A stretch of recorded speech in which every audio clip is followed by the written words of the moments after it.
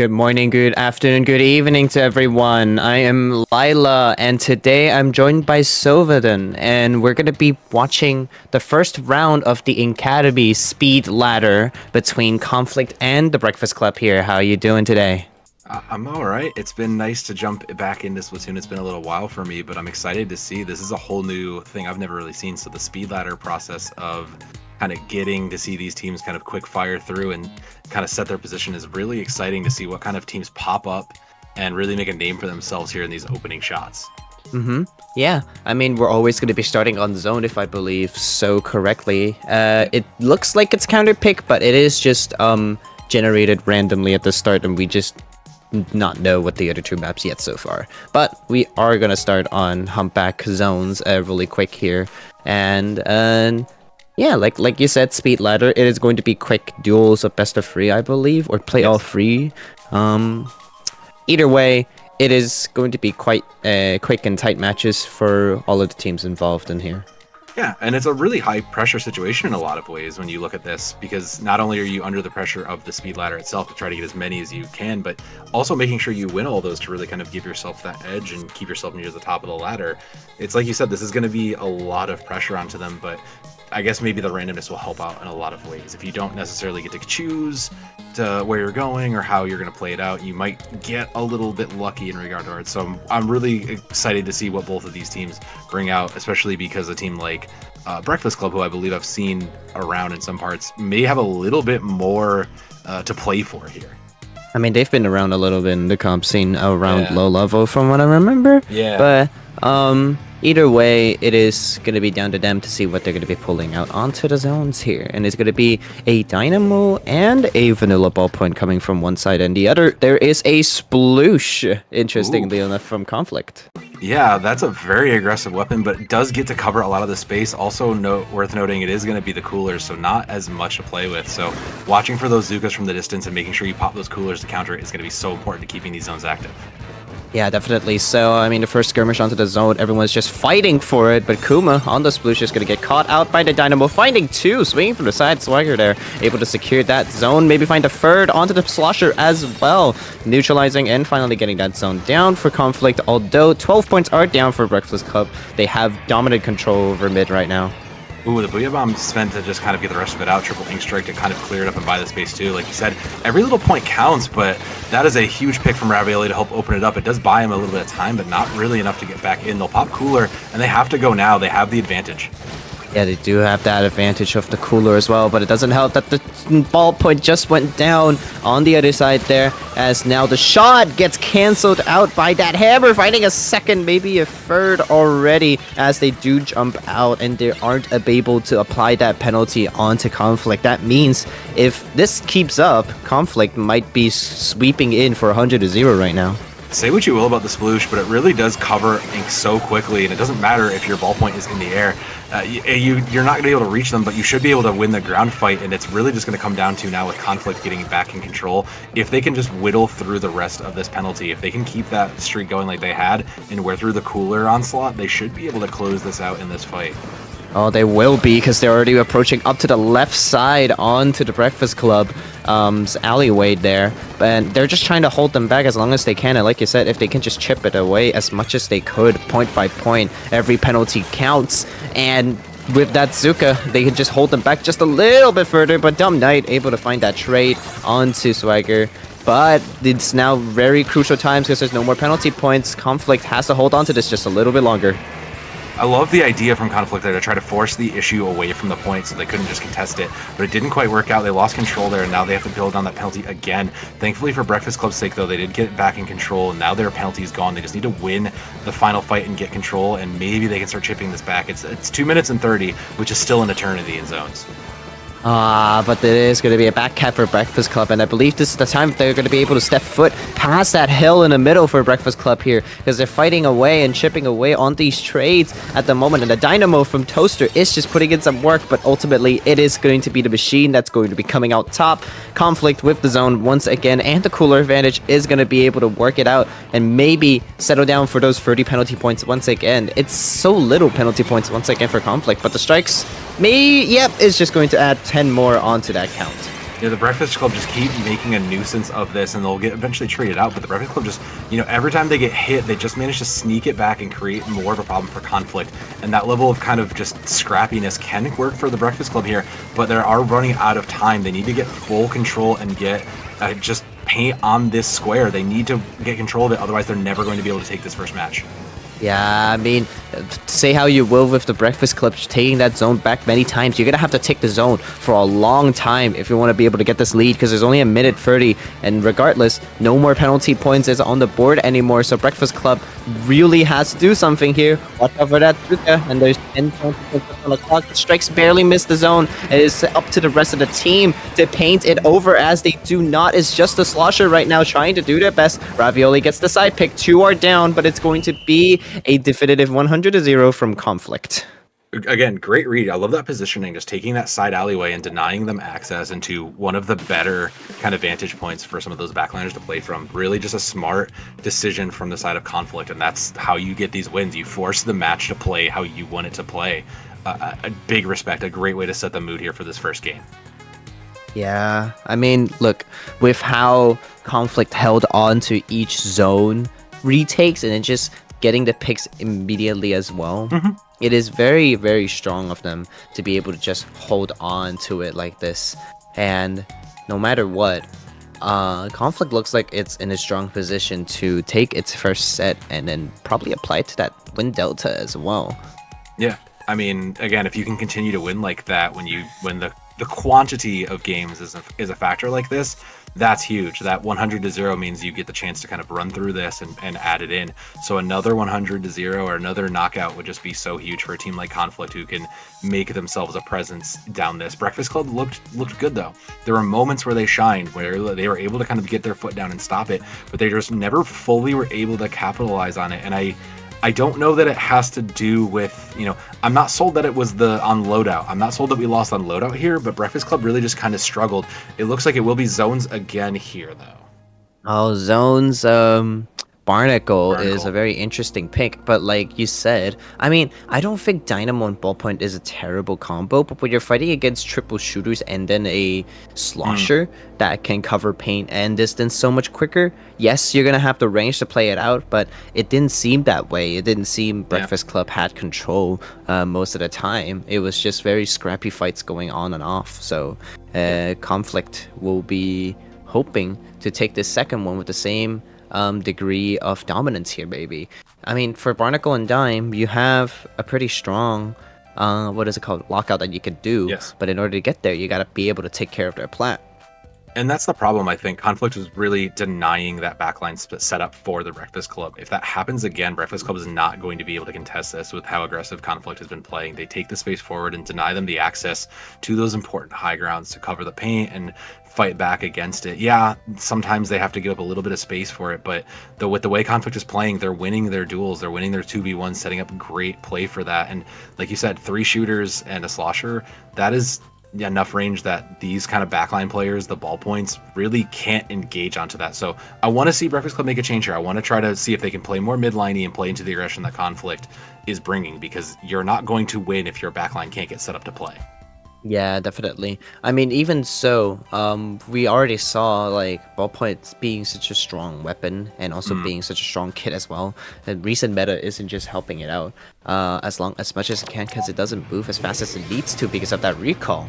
But we're gonna be seeing if they're gonna change anything. They do. It's not gonna be the Slosher this time, no strikes, but they're gonna be opting for the range blaster from Breakfast Club and no changes from the side of Conflict. This looks, in my opinion, they're going to be struggling a lot, but if they really want to be able to play that range, like quite literally, then you're gonna have to be very careful here. Yeah, I do really like the adaptation, because you do have the ability to play those high grounds a bit more. But again, you have to get set up. You can't get forced out here from the side of Conflict. And just like this, look at that 3v2. Just immediately won that out. Now they're in the back line. It doesn't matter if you have cooler. It's just everybody's in your face, and that's the aggression that Conflict is bringing. Oh, and then they're jumping in with that cooler respawn as well. That doesn't really help for the side of Breakfast Club as well, because you could have saved your special there from the shot Zuka and then the range blaster's wave breaker. Every small bit helps on the side of Breakfast Club at the moment. but it just looks like that this is the lockout initiation started. Ravioli with the Inkjet now, starting to this retake to try and take this plat back, and the Zuka to try and retaliate from Swagger as well. They do take back the plat, but do they have enough resources to get past mid here? They did find one pick, but are they gonna find the zone? Yes, they do. They just have to take the rest of the members out and hopefully get further through. It was so costly. It cost him 2 ults to even get to mid, though, here. And I just don't know. Oh, wow. I mean, the Dynamo finds 2, so that might keep them active here. They'll win this back. And there's basically the cleanup, so they should get control of this now. But they have such a penalty to build through Conflict.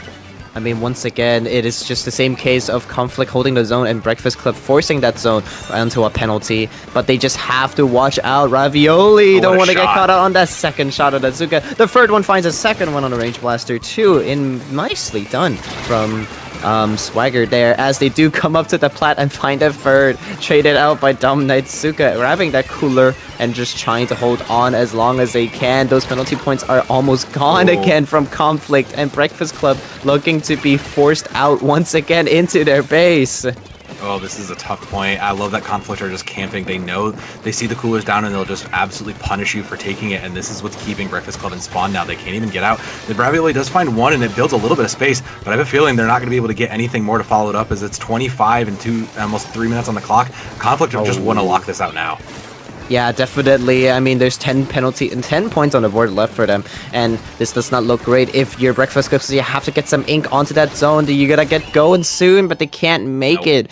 It's gonna be Conflict with the 2-0 here, taking the first set on their Speedladder. Just a great read from Conflict, just knowing, look, we can win this matchup if we send this weapon versus this. It was just a great read of also the team. The adaptions came in from Breakfast Club, but it just was not nearly enough. And Conflict, again, just playing aggressively and being able to really just kind of push the tempo and set it to how they wanted it to be was so huge. I cannot wait to see what they bring in the next sets, because any team is going to have to deal with this conflict, and it is going to be a conflict that's very in your face. Yep, definitely. But Conflict is going to be moving up a little bit here with the first 2-0 on the sets here. Breakfast Club is going to have to work a little bit hard if they want to be able to keep that up. But yeah, like you said, Conflict carefully calculated that and played to their strengths and just got them out. Got Breakfast Club's major advantages out of the way. Hopefully. I mean, again, that's kind of the thing to the seeding of all this, right? Like the farther down you get, it should get a little more balanced and easier. At least that's the hope. So for a team like Breakfast Club, where this is probably your first game of the match, it might be a little rust, it might be a little nerves. You kind of have to pick yourself up and get it back going. So, you know, just go next, get back into the next game, try to build yourself up a little bit, because every placement is going to make every match, and every placement is going to be huge in the big picture. So you can't afford to sit here and just kind of wallow in the loss for a minute, even though it was a pretty tough beat, unfortunately. Yeah, but they're gonna have to continue soon, because we're gonna be taking that quick break once again and find that next match for you guys to be able to stream. So we will come back in a little bit, and hopefully with another great match of the Speedladder. So we'll see you guys in a little bit.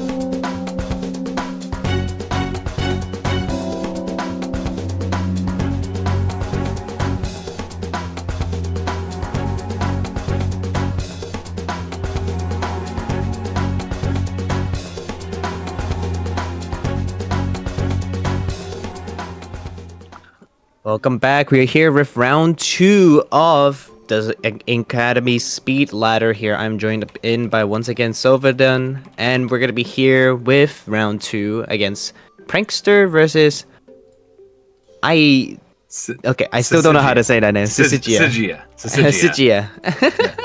Very unique name. Very unique name from them. The alignment of bodies, but they'll align themselves on splat zones once again here. And you gotta really. This is again one of those times you gotta make sure everything lines up right because this is such a high ground contested map. There's so many different places, so you have to keep all your angles open as you come into this particular set of splat zones here. And this is gonna be a dangerous one to watch because it's really gonna put pressure on your backliners to be just the sharpest they can be.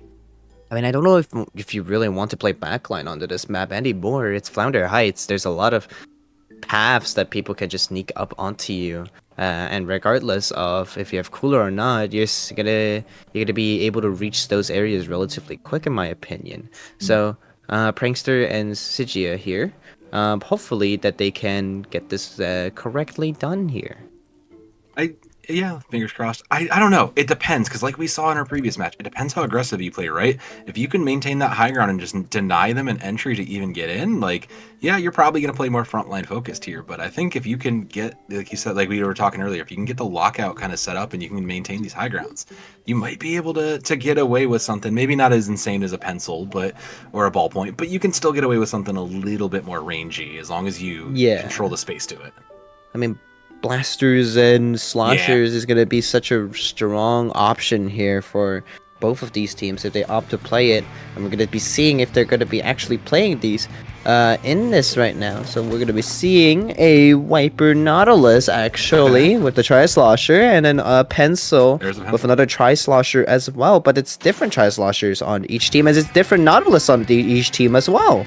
Yeah, I mean, everybody kind of getting their own different way to get to this. I'm interested to see how the triple splashdown really makes change here, because it is big enough to cover each one of the zones, but do you really want to put your Nautilus in that kind of a dangerous position to get that use out of it is the question I'm looking to see here. I mean, even then, if you're in that dangerous position, you got to remember all the ledges here. You can tech it by jumping up before you do the splashdown, and it goes around the wall, but it's going to be 3 and 4 wipeout, as I said that, from Prankster, and Sigia is going to be able to take advantage of this hill right now. Yeah, not exactly sure where Prankster was going with that, because the cooler went a bit too far forward, and that's really what punished them here. Now they have to play up into this, and there's already a hammer out, which means this Zuka's going to have to come up huge, doesn't find anybody, and it'll tick down to 60. So I don't have my hopes up for Prankster here. They're struggling to get footing. I mean, even then, that rain would help them to start moving in for their shot and the other players at the moment, but they still have to fend off the rest of the other teams here. But that pencil covering the pain would just help a little bit more if they're trying to retake Prankster. With the side on the fights, they're actually winning those side fights at the moment. That's 3 dead for Sigia, and it's going to be Prankster hopefully being able to take both of the zone at the moment. Yeah, they'll get it, and they'll put the penalty back on. And this is one of those maps, like I was saying, you have to cover both, you kind of have to play forward. But Celia just getting a little bit caught out is going to have to try to jump out, but can't quite get there. Needs the reinforcements immediately. And, I mean, Prankster will maintain control, taking it down to 80. Yeah, taking down to 80 is still going to need more for that lead, though. This is Flounder Heights. You got to get both zones to be able to score some points. And this is now neutral for both of these teams. And if Prankster wants to get these points down, they're going to have to find some picks. They're going to have to find some space before they creep up with the specials of the triple splashdown, like you mentioned. And it does come out. Ooh. Not going to find much, but it's going to secure the trench area for them and able to find the second, maybe a third pick here to secure the zone for Sigia. And Celia's really getting in there with that Nautilus, and that was kind of what I was looking for, was can they position themselves safely? Now they'll take the forward position for Sigia, and they can't afford to push too far. They can't get caught out. They can't get too much space. They don't quite have the range to play fully, safely in the back. So an overextension here will punish them just like that. Yeah, definitely. So, I mean, the overextension is going to be playing into it a lot because Sigia is still kicking down those points for you with the jet. is going to be able to secure some picks with the assist there. And it's going to be Jessalia at the moment at the front of all things to try and fight off the pencil and everyone else, getting a hit once, probably twice to finish up the job, but they can't get it done. They're going to have to regroup here for Sigia to be able to try and retake this, but no, they're already going to opt for the sidelines here and attack from around instead of forward, making this pincer work with Coda and just holding off the first zone. They're going to have to find that second one if they want to stop them from taking the lead here. I mean, Coda had to give up the cooler immediately, and that is such an important key in this, and unfortunately they were never able to really get control of it. 60 for Prankster means that, again, now they'll get the pencil in position, and they are, again, a little better just suited to control from a distance. So T really needs to hang back and be safe. They are the cooler here, and they cannot afford to get picked. Yeah, they really can't because they are going to get that cooler down. There's no more penalty points for Prankster. Actually, they did take the lead from them.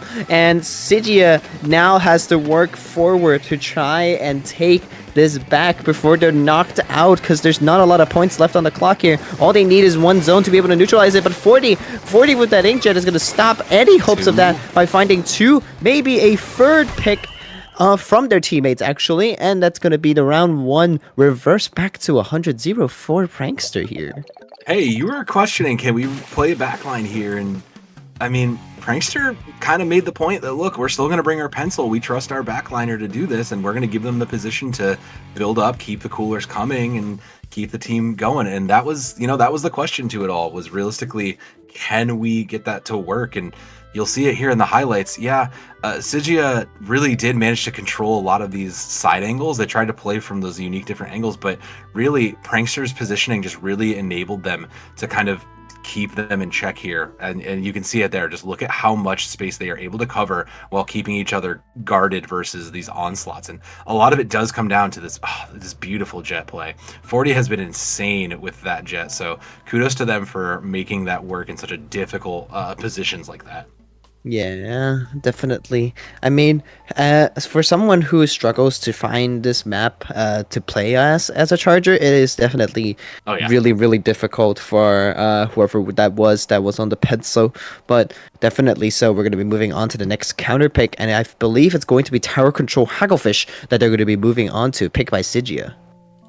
Yeah, it's a different... I mean, if you aren't sure if you can win zones, I know we all love zones, but if you feel like you need a slower pace and need to kind of get control of it, this is a great way to do it. So I do think that it's probably the safest bet. It's still very wide, so it leaves me a little concerned because Prankster just showed you they can play pencil. They probably have a ballpoint up in their own. They have a lot of range that they can play into, so this might be a little bit of a unfortunate choice here. You want to play tower control, but this wide open ranges may come back to haunt you. I mean, definitely so. That Tri-Slosher we saw before is going to be very, very powerful on this map mode here. And that Inkjet, once again, with the middle having that little blocks on each side, with the height that you can get and also the canopy, it's kind of scary sometimes if you're going up against an Inkjet on this map mode. We don't see those very often now because of how fast people move, but where maybe we'll get to see a little bit more from 40 here. I mean, I have to assume with how 40's shooting, they're not going to pack it in. Like, you just had a pretty phenomenal game there, and I'm not sure off the top of my head, how they did in the previous set, but I have to assume with that kind of momentum, you're feeling pretty good, and now knowing you're going to a wider spot, yeah, just keep 40, keep T, keep these back and midliners free to shoot and uncontested, and I have to assume you're feeling good enough to close it out here in 2. Yeah, definitely. You're going to want a lot more of those that's going to be able to come out for those retakes, for those offenses, whatever you need to be able to get out of that area. But we're going to be moving on, and it's going to be the ZF coming out from Salo. That's what I like to see. The strikes for that tower. It's going to be Foil Squeezer, actually. That's going to be coming out from Hee there, and a T-Tech as well as a triple shooter on top of the pencil. This looks some very standard comps, like very, very standard comps for both of these teams right now. I do love the adaptation of screen here for Prankster. It really does kind of force the space, and we've seen Sigia really kind of struggle, but they're not struggling that 2v1. They'll trade out, which is fine for now, but you really got to see the pressure. And speaking of that, that's a lot of pressure on to T back on the pencil. So Sigia didn't quite get control yet, but now they do.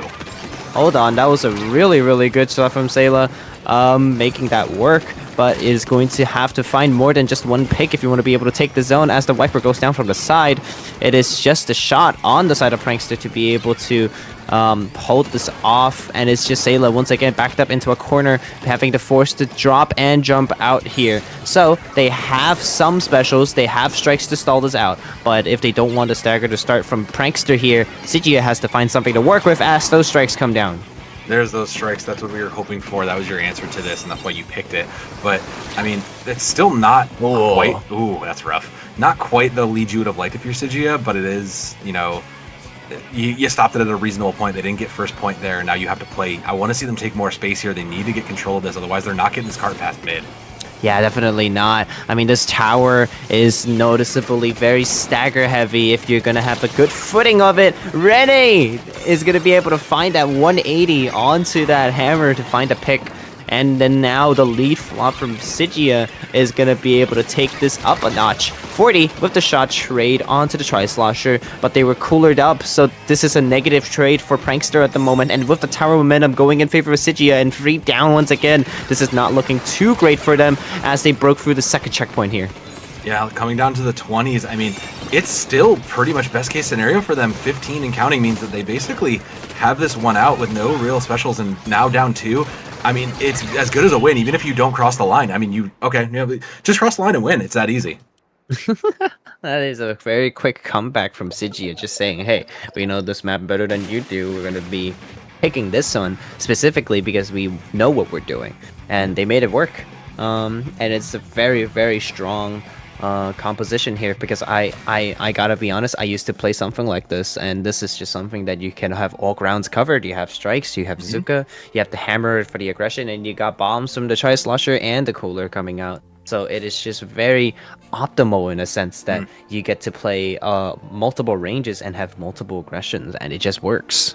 Yeah, the one thing that's been really great, you know, say what you will, grumble about what you will, if you're deeper into this the competitive community, but from the outsider perspective, it really does seem like there's at least enough variety that you can kind of, you know, play what you get away with or what you want. You know, there is a little bit of flexibility to these map modes that really allow you to shine. If, you know, maybe that ballpoint isn't your perfect preferred weapon, you know, it really does provide a little bit of flexibility. So tying it up here for Sigia it's so key. Like we said, like we talked about earlier, getting to, you know, making sure you get every win on the board really does make a difference. So for Sigia, even if you lose this is still pretty net positive. You at least took 1 off the board.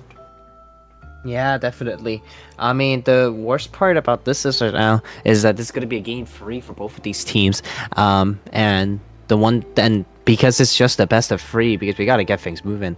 Prankster's counterpick is going to be the last map that they're going to be playing in this set, and this contributes a lot in your game too, to be able to get the set. So while we still wait for Prankster's counterpick here, what do you think they're going to be pulling out from the side of Prankster here? I have to assume Pranksters are still really feeling pretty strong about their zones. I wouldn't be shocked if we go back to zones here. I also wouldn't be surprised. We can't go back to zones. Oh, we can't go back to zones. No, we can't go back to zones. Okay, I didn't know if we were... Okay. With that in mind then, I have to think maybe we're going to clams would be my thought, because I feel like if you're Pranksters, you feel your teamwork has been better overall, especially on these previous maps. You might be feeling that. So I feel like maybe you're thinking, okay, we can steal something like clams. I don't know that you really want to play Rainmaker when you just kind of got pretty thrown back by that tower mode. So I gotta assume we might be going to clams. Yeah, but if it was me, I'd rather re-challenge them on a tower control map that I know that I'm really good at. Probably something like, I don't know, maybe Ink Block tower control. Very textbook, but it is something that I believe I have the grips down, you know? So I would feel comfortable playing it back on. I don't disagree with you. I think that's a reasonable... I feel like that's a reasonable take.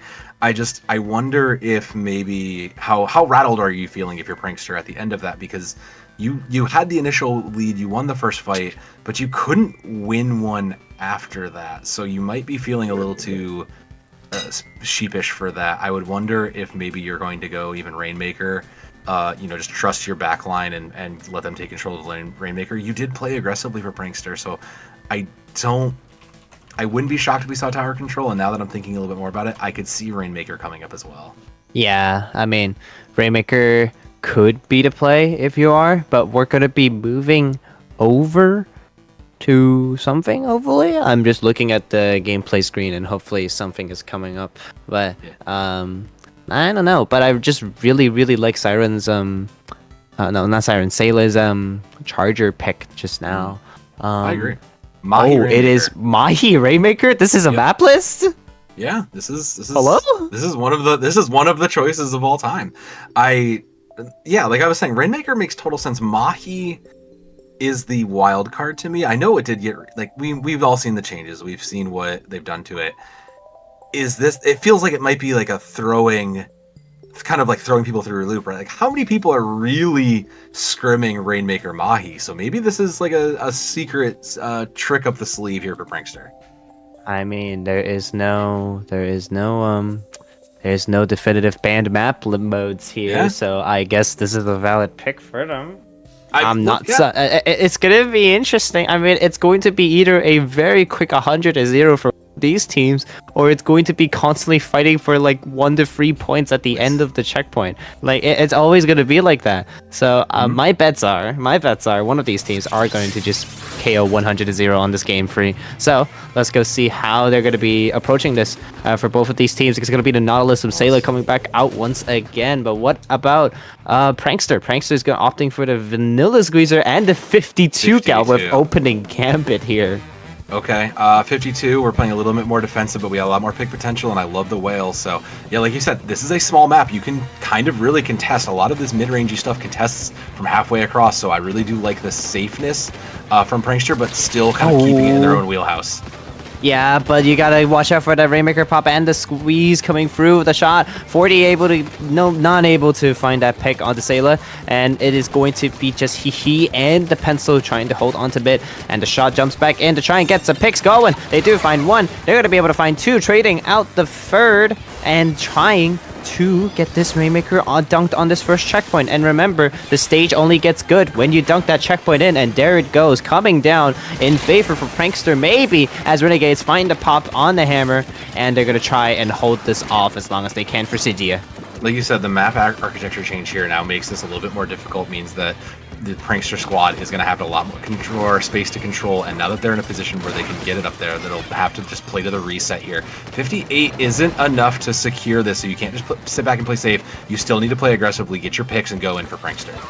Oh yeah, definitely. But you don't want to be that skirmish fighting on the side, because as much as you can, you need to look over this ramp right now. The paint from the side does help for you to try and distract the action like Renade is doing here. But ultimately, still that ramp is being contested by one Squeezer, and this Squeezer only. And they're now moving up that Rainmaker to try and score up some more points here. Sigia is 2 down. Prankster is looking to take this into a definitive stronger lead. 2 more down once again from Sigia. This is just looking very grim for Sigia at the moment, because Prankster, it just looks like they have this under control, but they don't. This Suka is going to come out and take the Rainmaker out. Still time. They could slam this right now. They can. I mean, they just have to hold this wiper get off out of from getting this through. They're going to get the dunk, and it's going to be Prankster taking 100-0 on the counter pick. You asked what are we thinking here? Yeah, Prankster knew exactly what we were doing. This is a rehearsed map. Those are some great set plays coming out of the side of Prankster. You knew exactly where they wanted to go. They're patient. They played for their picks, and I love the slightly more defensive look that they showed here with the double wall. I think that was such a great read from them to close it out and take this 2-1. That's smart play, and smart play will go far in a ladder like this. Yeah, definitely. So, I mean, a 2-1 over a 100-0. Although scores don't count too much, but this is a very strong set for Prankster here, moving up the ladder. Yeah, I think, again, Prankster, if you can keep that smart play going, you have a very, very good chance to keep yourself moving to middle to top. Like, a lot of this game is cerebral in a lot of ways. A lot of it comes down to, do you know what you need to be playing where? How deep into your map pool did you scrim? So sometimes having those deep kind of, like you said, kind of maybe janky looking picks really is enough to steal maps and steal wins. And it doesn't matter in the big picture. As long as you get those wins and they're marked for you, that's all that you need. Yep, definitely so.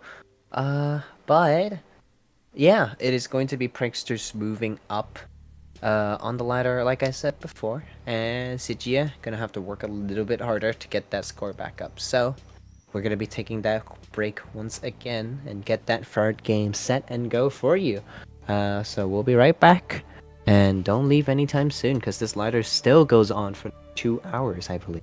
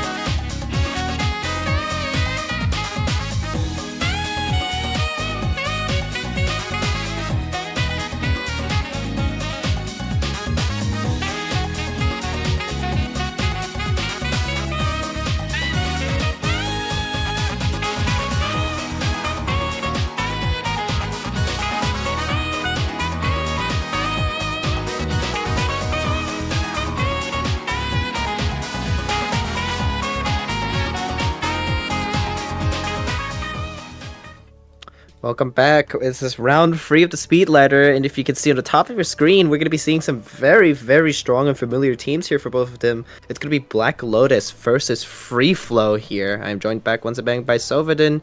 How you doing right now? We're going to be quick because they're already jumping in. They're already going in. They're already. Hey, look, I'm happy to look. I'm just as ready to get into the zones as well. But these are two teams tied at 2-0, and I mean, this is like you said. There's a lot of talent on this team. We've seen these guys on the scene for a while. In particular, like this is just going to be a banger of a matchup. So this is one that everybody's seen a lot of times. So watching for these blasters, I'm watching for the pencils, I'm watching for our backliners here because there's so much that you have to get in position for. Getting that mid control means you just win in a lot of these cases. Yeah, we're jumping straight into this with the very unique choices from all of these teams right now, because you see a lot of unique weapons that you don't usually play. There's V-Dualies, there's 96 Deco, there's Sorella Umbrella, both of them, the Tent Umbrella and the regular one, and you have Range Blaster as well. There's a lot of variety in this match right now, and there's only one shooter, which is always delightful to see for me. You love to see the flexibility of these players and the difference of like just what they bring, but now that Black Lotus has gotten control, they're taking it down again. They've got the mid, which means they're now going to keep control from the pencil on that mid box. So really trying to find a way to contest is going to be difficult for Free Flow here. Yeah, definitely, as the Suka comes out from anger to find the pick, and Shins finding the trade, but the Suka once again finding that trade as well. It is just left to the Range Blaster and Black Lotus right now to try and hold on to this ramp, as they do jump across with the Kraken coming in to try and go for a big push here, but they're just opting to camp this jump. They do find that Range Blaster, but not going to get much value out of that Kraken. I mean, the whole point... The point's been taken down the whole time. Like, that was a great pick, but it didn't really account for much. Meanwhile, Black Lotus has just been sitting back and just winning fights. They're on 20-2 already. This is just going to be 100-0 unless there's an actual contest from Free Flow here. Not yet, not yet. They do go down for Black Lotus at the moment, and the Pencils is just trading paint at this point, and Free Flow is going to finally be able to take the zone for the first time in this match, and 1 minute, 30 seconds into the score here. And now, what is Free Flow going to respond to Black Lotus in this sense to try and take the zone even further?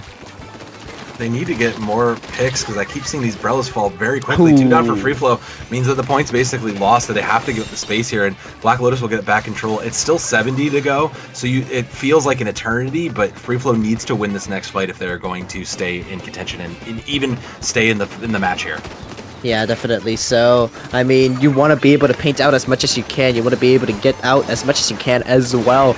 But Free Flow with the Inkjet is going to be able to find one, traded out by the direct of the Range Blaster there, as Shins left of the 2v3 at the moment to try and paint out as much as you can, as they're going to be able to find the Range Blaster on the Tent Umbrella, and the Kraken's going to be able to find the Umbrella trade as well. 2 down for Black Lotus. Maybe a third is just going to secure this zone. It's just a Range Blaster now. They just have to paint the zone as they do the Range Blaster. You got to survive. Your teammates are not here yet. You're going to be able to jump out. Oh, they don't. The second Umbrella shot actually connects, and they're going to be able to get that pick. That was huge for Free Flow. They need to get in there, and they need to make sure now that they're taking down without a penalty. It's going to be, what a shot from Wasabi, though.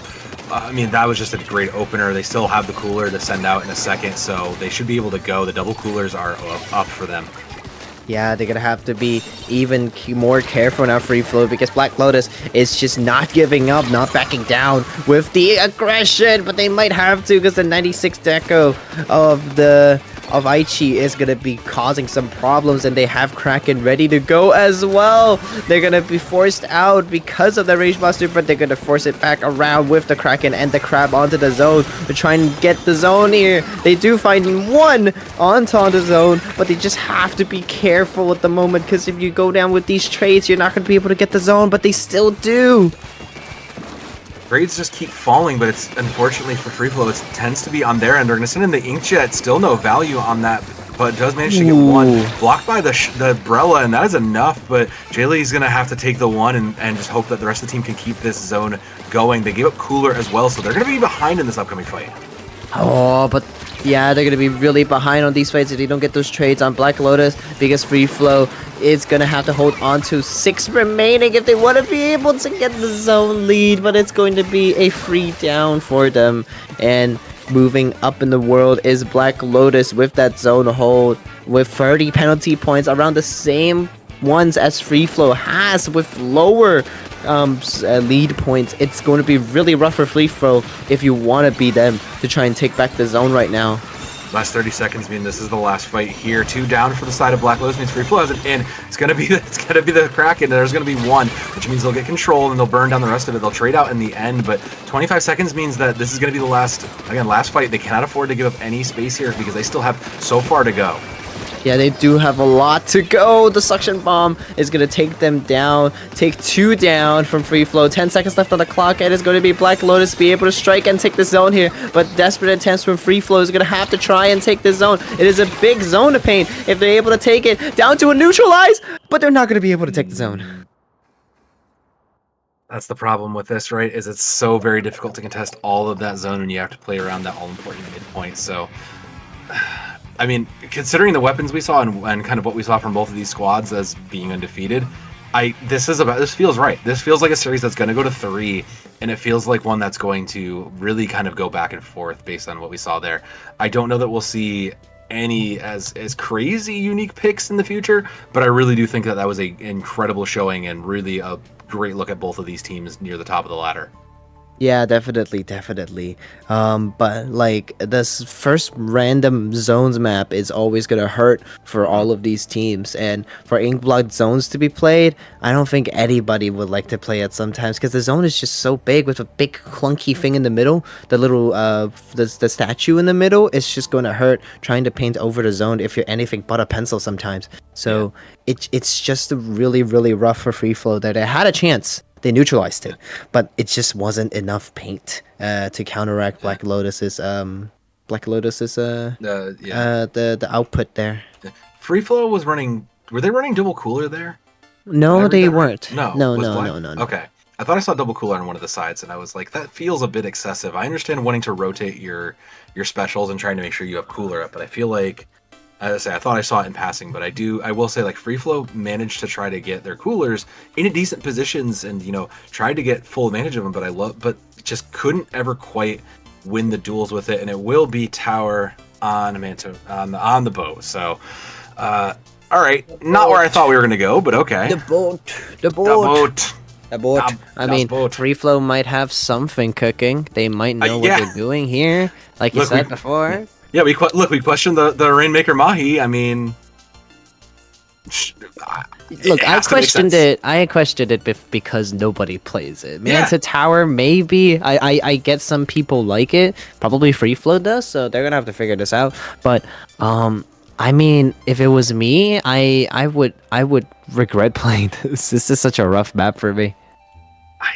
I mean, I think what it does for Free Flow here is I think it does force Black Lotus onto some different picks, right? Like, you have to manage this high ground, you have to manage mast, and you have to manage so much space. It's so easy for this tower to just get stuck at mid and kind of play for points like you'd said in other maps. And I do think that Free Flow, they're trying to slow this down, they're trying to get positioning, and they're trying to play towards that. So it's the only thing I can see other than just like, they obviously scrimmed this and they obviously know it. Yeah, definitely. Let's see if there's going to be any composition changes for them, not for Black Lotus, but for Free Flow here. It is going to be the edit from Cakes instead of the pencil, and that's going to be the only change here moving forward. Yeah, I'd say I actually do like the change of moving that towards a different backliner. I do think that gives you a lot more pressure versus the pencil in a lot of ways. You have a little bit more range, and you can just kind of pressure out multiple targets as you need to. So I do like this on a wider, longer map like this. Yeah, definitely so, but Free Flow is already going 2 down, and with the cooler respawn, it's going to come back quick, but they're going to have to be careful. Oh, nice direct coming from that range blaster as they find a second into that bunker. A very nice shot, but it's just going to be forced out by the 96 deco here. Black Lotus, with the positive trades at the moment, is just going to move on to that second checkpoint already and breaking that potentially. Not sure about the committal of Crab there. You probably want a refund, but I respect Shins for going and trying to get any sort of stop. Cooler on the cart means that everybody's there. It's 3v1. There's no one to stop this. Black Lotus just look like they read the playbook here. They have it set up.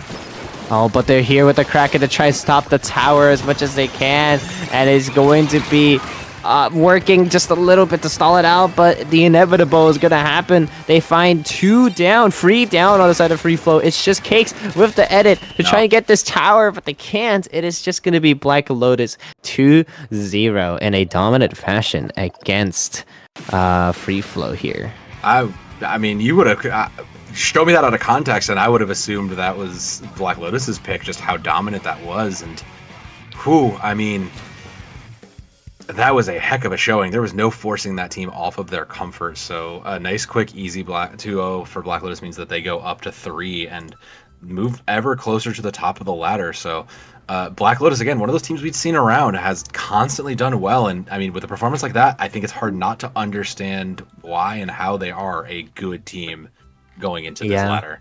this is the gap between the highest levels and high level of play between two of these teams. So that's just the the difference mechanically, systematically, just most things. So Black Lotus with a dominant 2-0 is going to move onwards to the next set, and we're going to be cutting this short once again, find a quick break, and find the next set, the 4th round.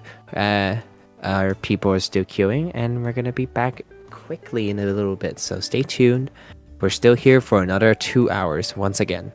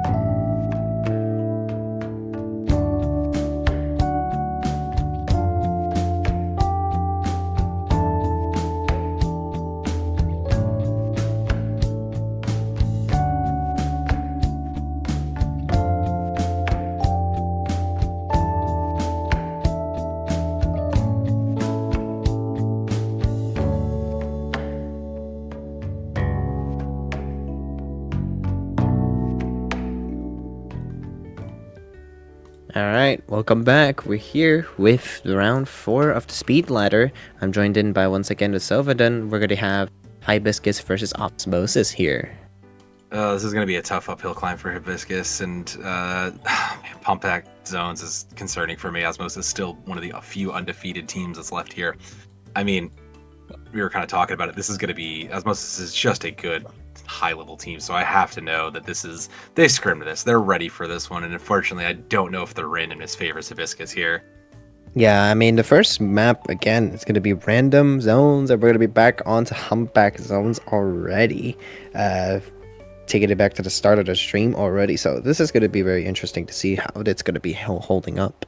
I think the other thing that's going to be really interesting is teams like Osmosis are going to set kind of precedent to what we're going to see in the future and what weapons are going to look more meta. Oh my goodness, wait, that's Zenith playing in this right now? Oh god. Yeah, that is.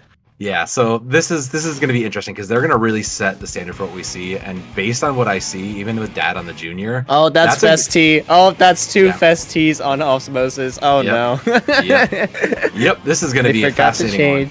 They forgot to change the shirt. It's all right. I mean, they've been doing this. They already won 4 games with it. Does it matter? Maybe just one game that they forgot. Like, maybe just forgot about it for one game, but they're gonna be finding this pick. Gonna try and go for it already. I mean, they're already approaching so much pressure already, and the compositions is just so much more oppressive than what Hibiscus is running, because you have a Dynamo and an X-Splasher. They have a Squeezer and a Range. That just completely shuts down their weapon. Those are not good matchups. Yeah, I mean, there's just so many things that are just stopped by screen, not to mention you just have all the other livability factors for the side of Osmosis, 50% now, 4 minutes on the clock. Like, they have not lost a fight, they barely lost any members, so this is just rough to be in for the side of Hibiscus. The only thing that really on the high side of Hibiscus that can stop Osmosis is the Nautilus with the charge hold and the range, but even then right now they're just being shut down as we're speaking. Osmosis just hanging on to this for the last 10 ticks, just gonna be holding this zone as much as they can. Range Blaster is gonna find a pick. 2 down, 1, and that's 0 from Osmosis. A very dominant performance. I don't even know if we saw half of the specials that were held. I don't know if we saw a screen. It was so quick and done, but I do think that Osmosis, like you said, shirts or not, I think they knew what they were. I think they knew what they were getting into. They knew exactly what they came here for, and it clearly showed they scrim and designed for this. So, I mean, I wouldn't expect anything less from the undefeated team like Osmosis, though. Yeah, I mean, look, this is going to be a very, very big, like, gap between these two teams, and if Hibiscus wants to put up that fight, they're gonna have to try really, really, really hard. But like, no fault to them too for going free run right now in this ladder, and that's going pretty well for them. This one's just going to be extra rough to be adding on to it, as now Hibiscus has to figure out their counter pick on what they want to fight against on Osmosis here. Yeah, sometimes you just come up against Thanos, right? Like, sometimes you just accidentally run into the big boss, and you're just like, welp, let's just play this and go next, because we know we're probably sure we can't win this, so let's just throw what we got at the wall. If we get a map, great, let's just move it along, and that's, I guess, one of the benefits of Speedladder, right? If you just lose out, just go next, let's just let it go, fall, and let's just move on. Yeah, definitely. It is going to be very, very rough for them. But if I was Hibiscus right now, I would probably opt for something that can deal with that Range Blaster and the Squeezer, maybe, or maybe just maybe some form of a different slosher is what I'm trying to say. Maybe a different slosher.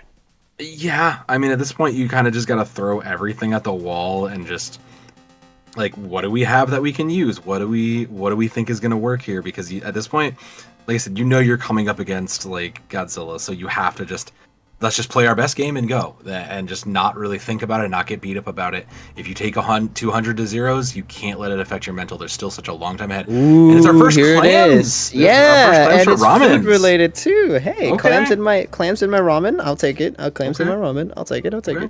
Okay, look, I love this. I love the multi-staging for that you can get for this and the different routes. I think this is one of those ones that if you're going to, again, you want to talk about things that you might be able to catch people out on, this might be Hibiscus's chance to catch Osmosis. I don't know that they've scrimmed a bunch of this, but it might be a good chance if you're going to try to just steal a win from under them.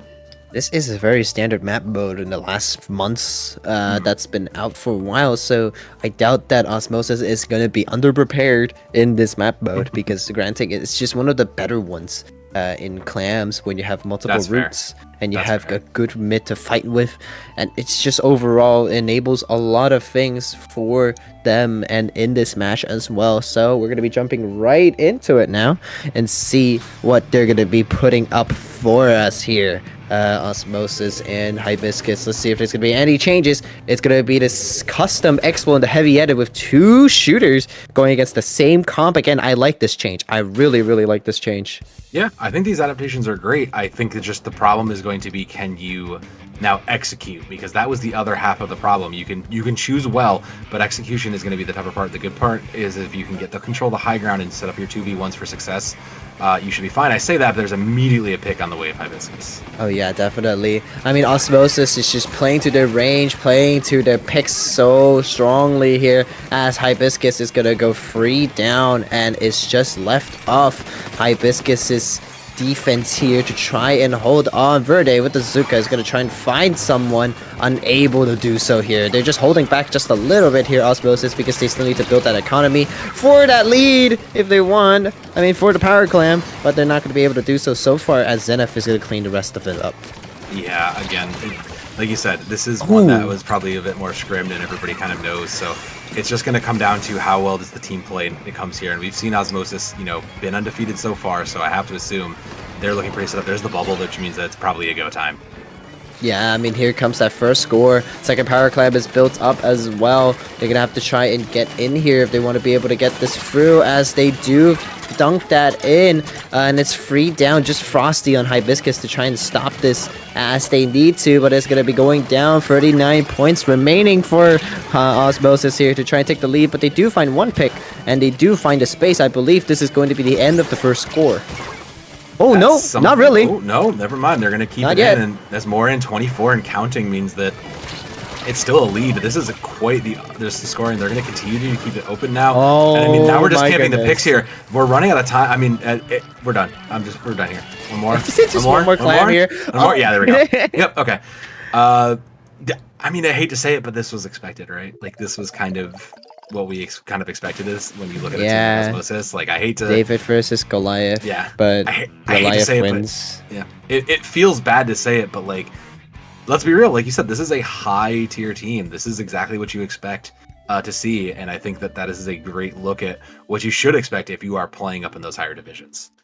Definitely. I mean, this is the unforgiving thing about the Speedladder. Is just that when you're matched up against something like this, chances are you're gonna have matches like these, and it's just going to be really rough. I'm just surprised Osmosis was able to keep that basket up like that just now.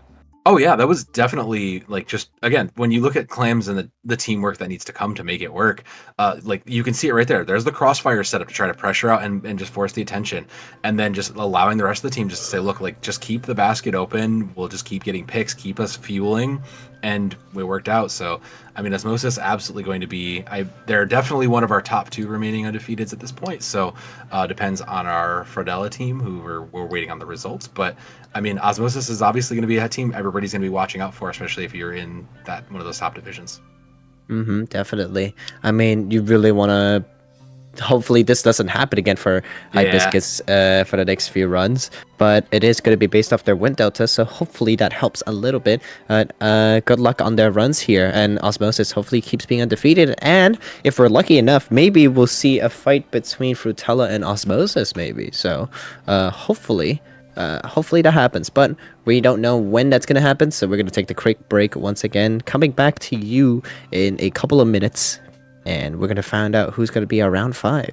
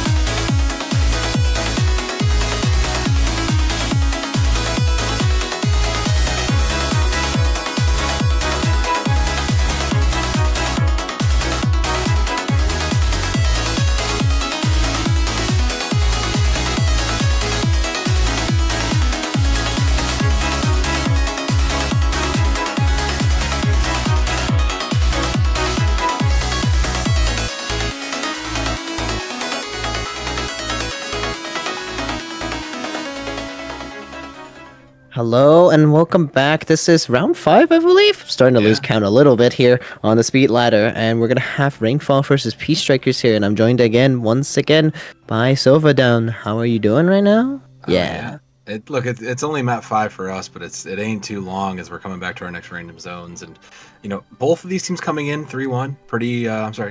Both of them sitting at 17-18 on the ladder right now. This is a mid-tier pack, and so I'm really curious to see who kinds of comes off and makes their point, and especially on a high ground matters map like this. It's going to really test, I think, a lot of your players and their positioning, as opposed to just... We got bluefin zones. Yep. Wait. Yep. Oh, no. Yep, it's gonna really test your positioning here, and I love seeing that in these mid tier teams, because this will really show you who gets punished. I mean, look, I'm a little avid fan of Rainfall here. I know they have some crazy players. They have a Dapple player, I believe, and then also a Dynamo. So that's gonna be really interesting to see how they're gonna be working that out. I'm a big fan of how they play. But for Bluefin Zones to be the first map mode, it's gonna be rough for anyone playing this right now, because I don't know if anybody plays this very often, but it's gonna be a very, very change of pace here for what we're seeing, because we see the green Stamper and a Machine Neo coming from Rainfall. On the other side, there is a Flingza T-Tech, and then the Pencil as well, and the Festi on that Pencil, unfortunately. I do like the space control that the Peace Strikers are bringing, so they're going to be able to play a little bit more passively and get control. They just need to make sure they position correctly to get the real advantage out of this. And the early zone take means that they are going to be able to play around that a little bit more effectively now.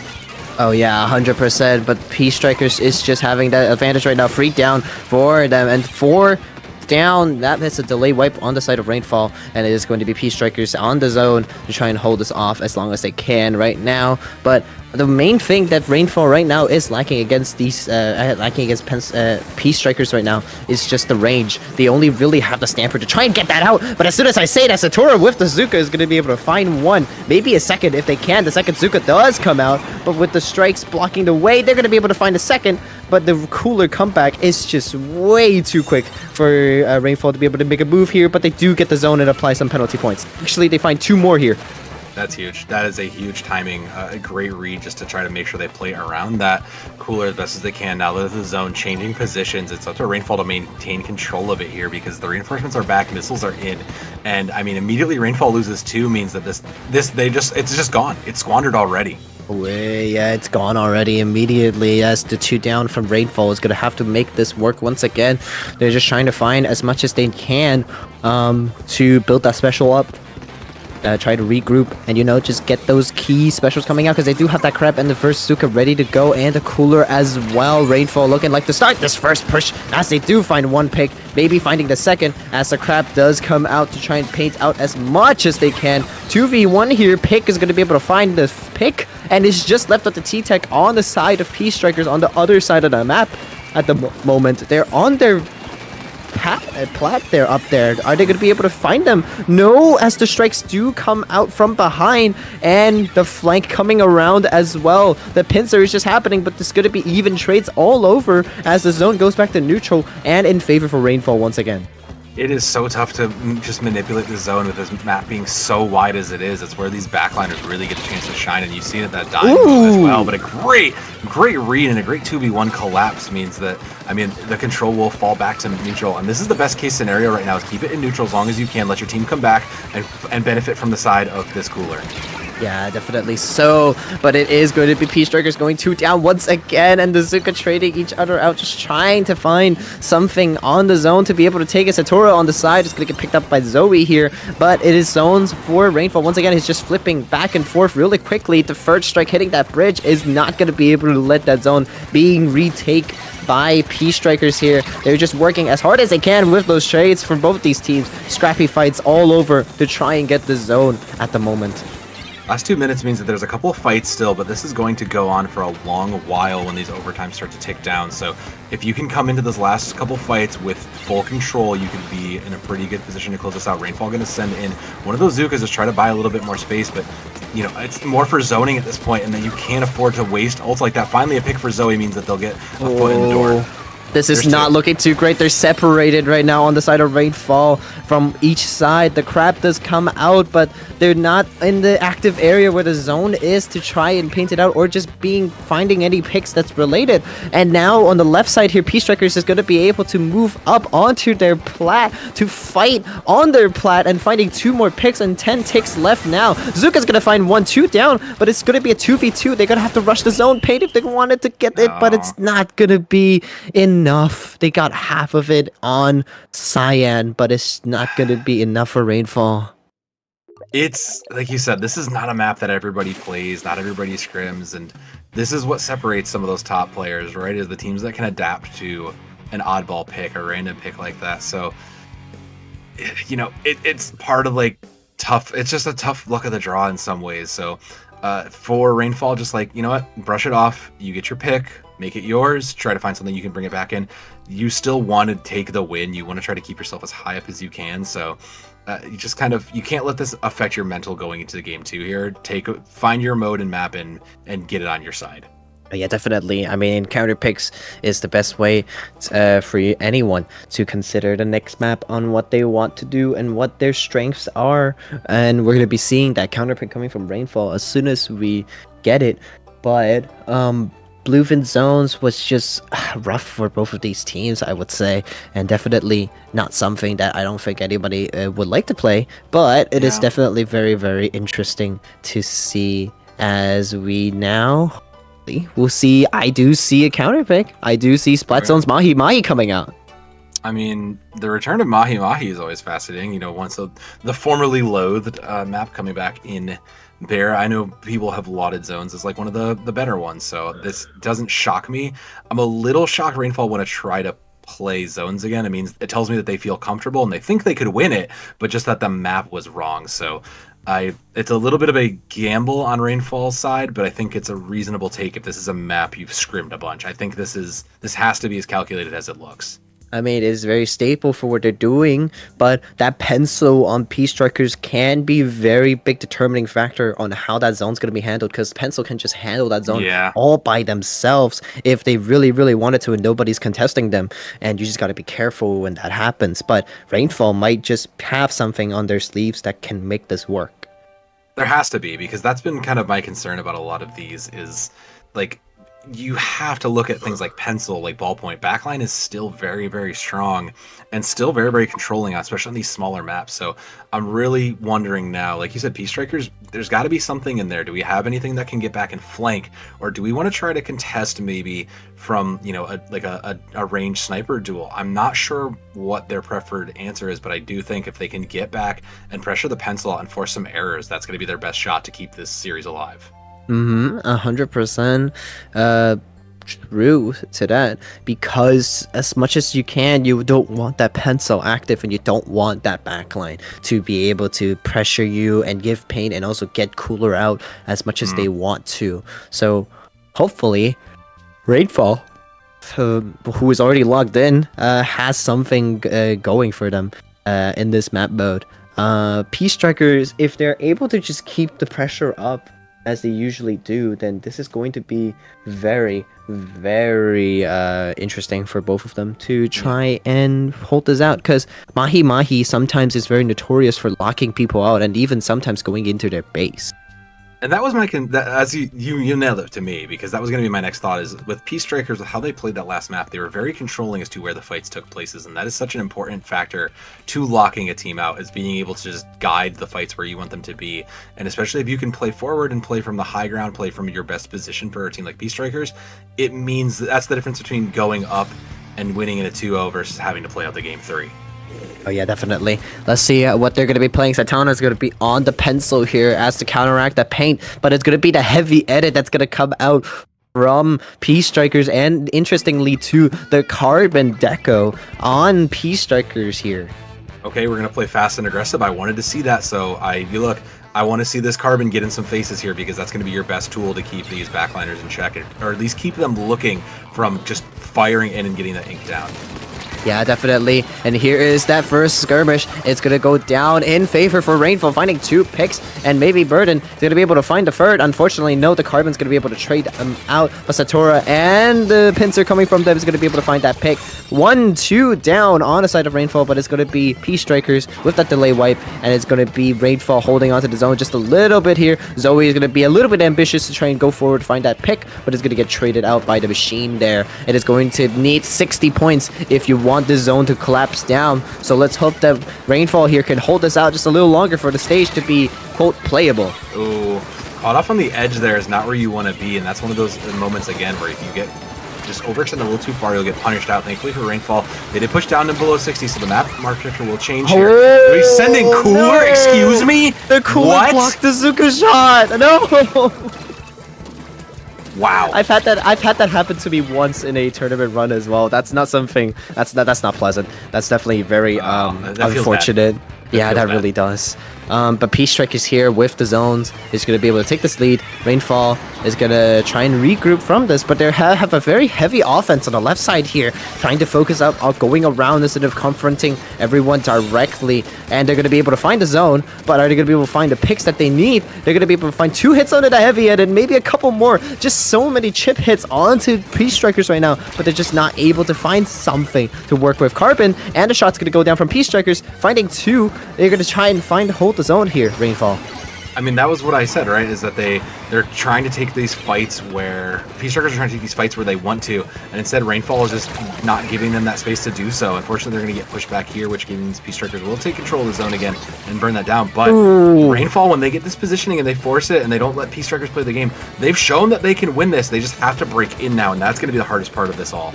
Oh yeah, definitely. I mean, they have to rebuild that strike once again. They had 70%, but now they are down to 40. They're going to have to try and build that up once again. There it is. There's those strikes ready to go. And they're going to come out onto the zone immediately. 1, 2, and 3. That's not going to be enough to paint over it, though, as Peace Strikers still has that zone and still has their own strikes coming out now to try and get the paint down as they do. 17 ticks left on the board. Rainfall finds 2 picks, but they also trade themselves out, so they're going to have to find something soon if they want to be able to get them down. But Burden is the only one left to try and paint the zone with Pick on the other side. They're going to actually be able to do it and find some penalty points. They're still in the game here.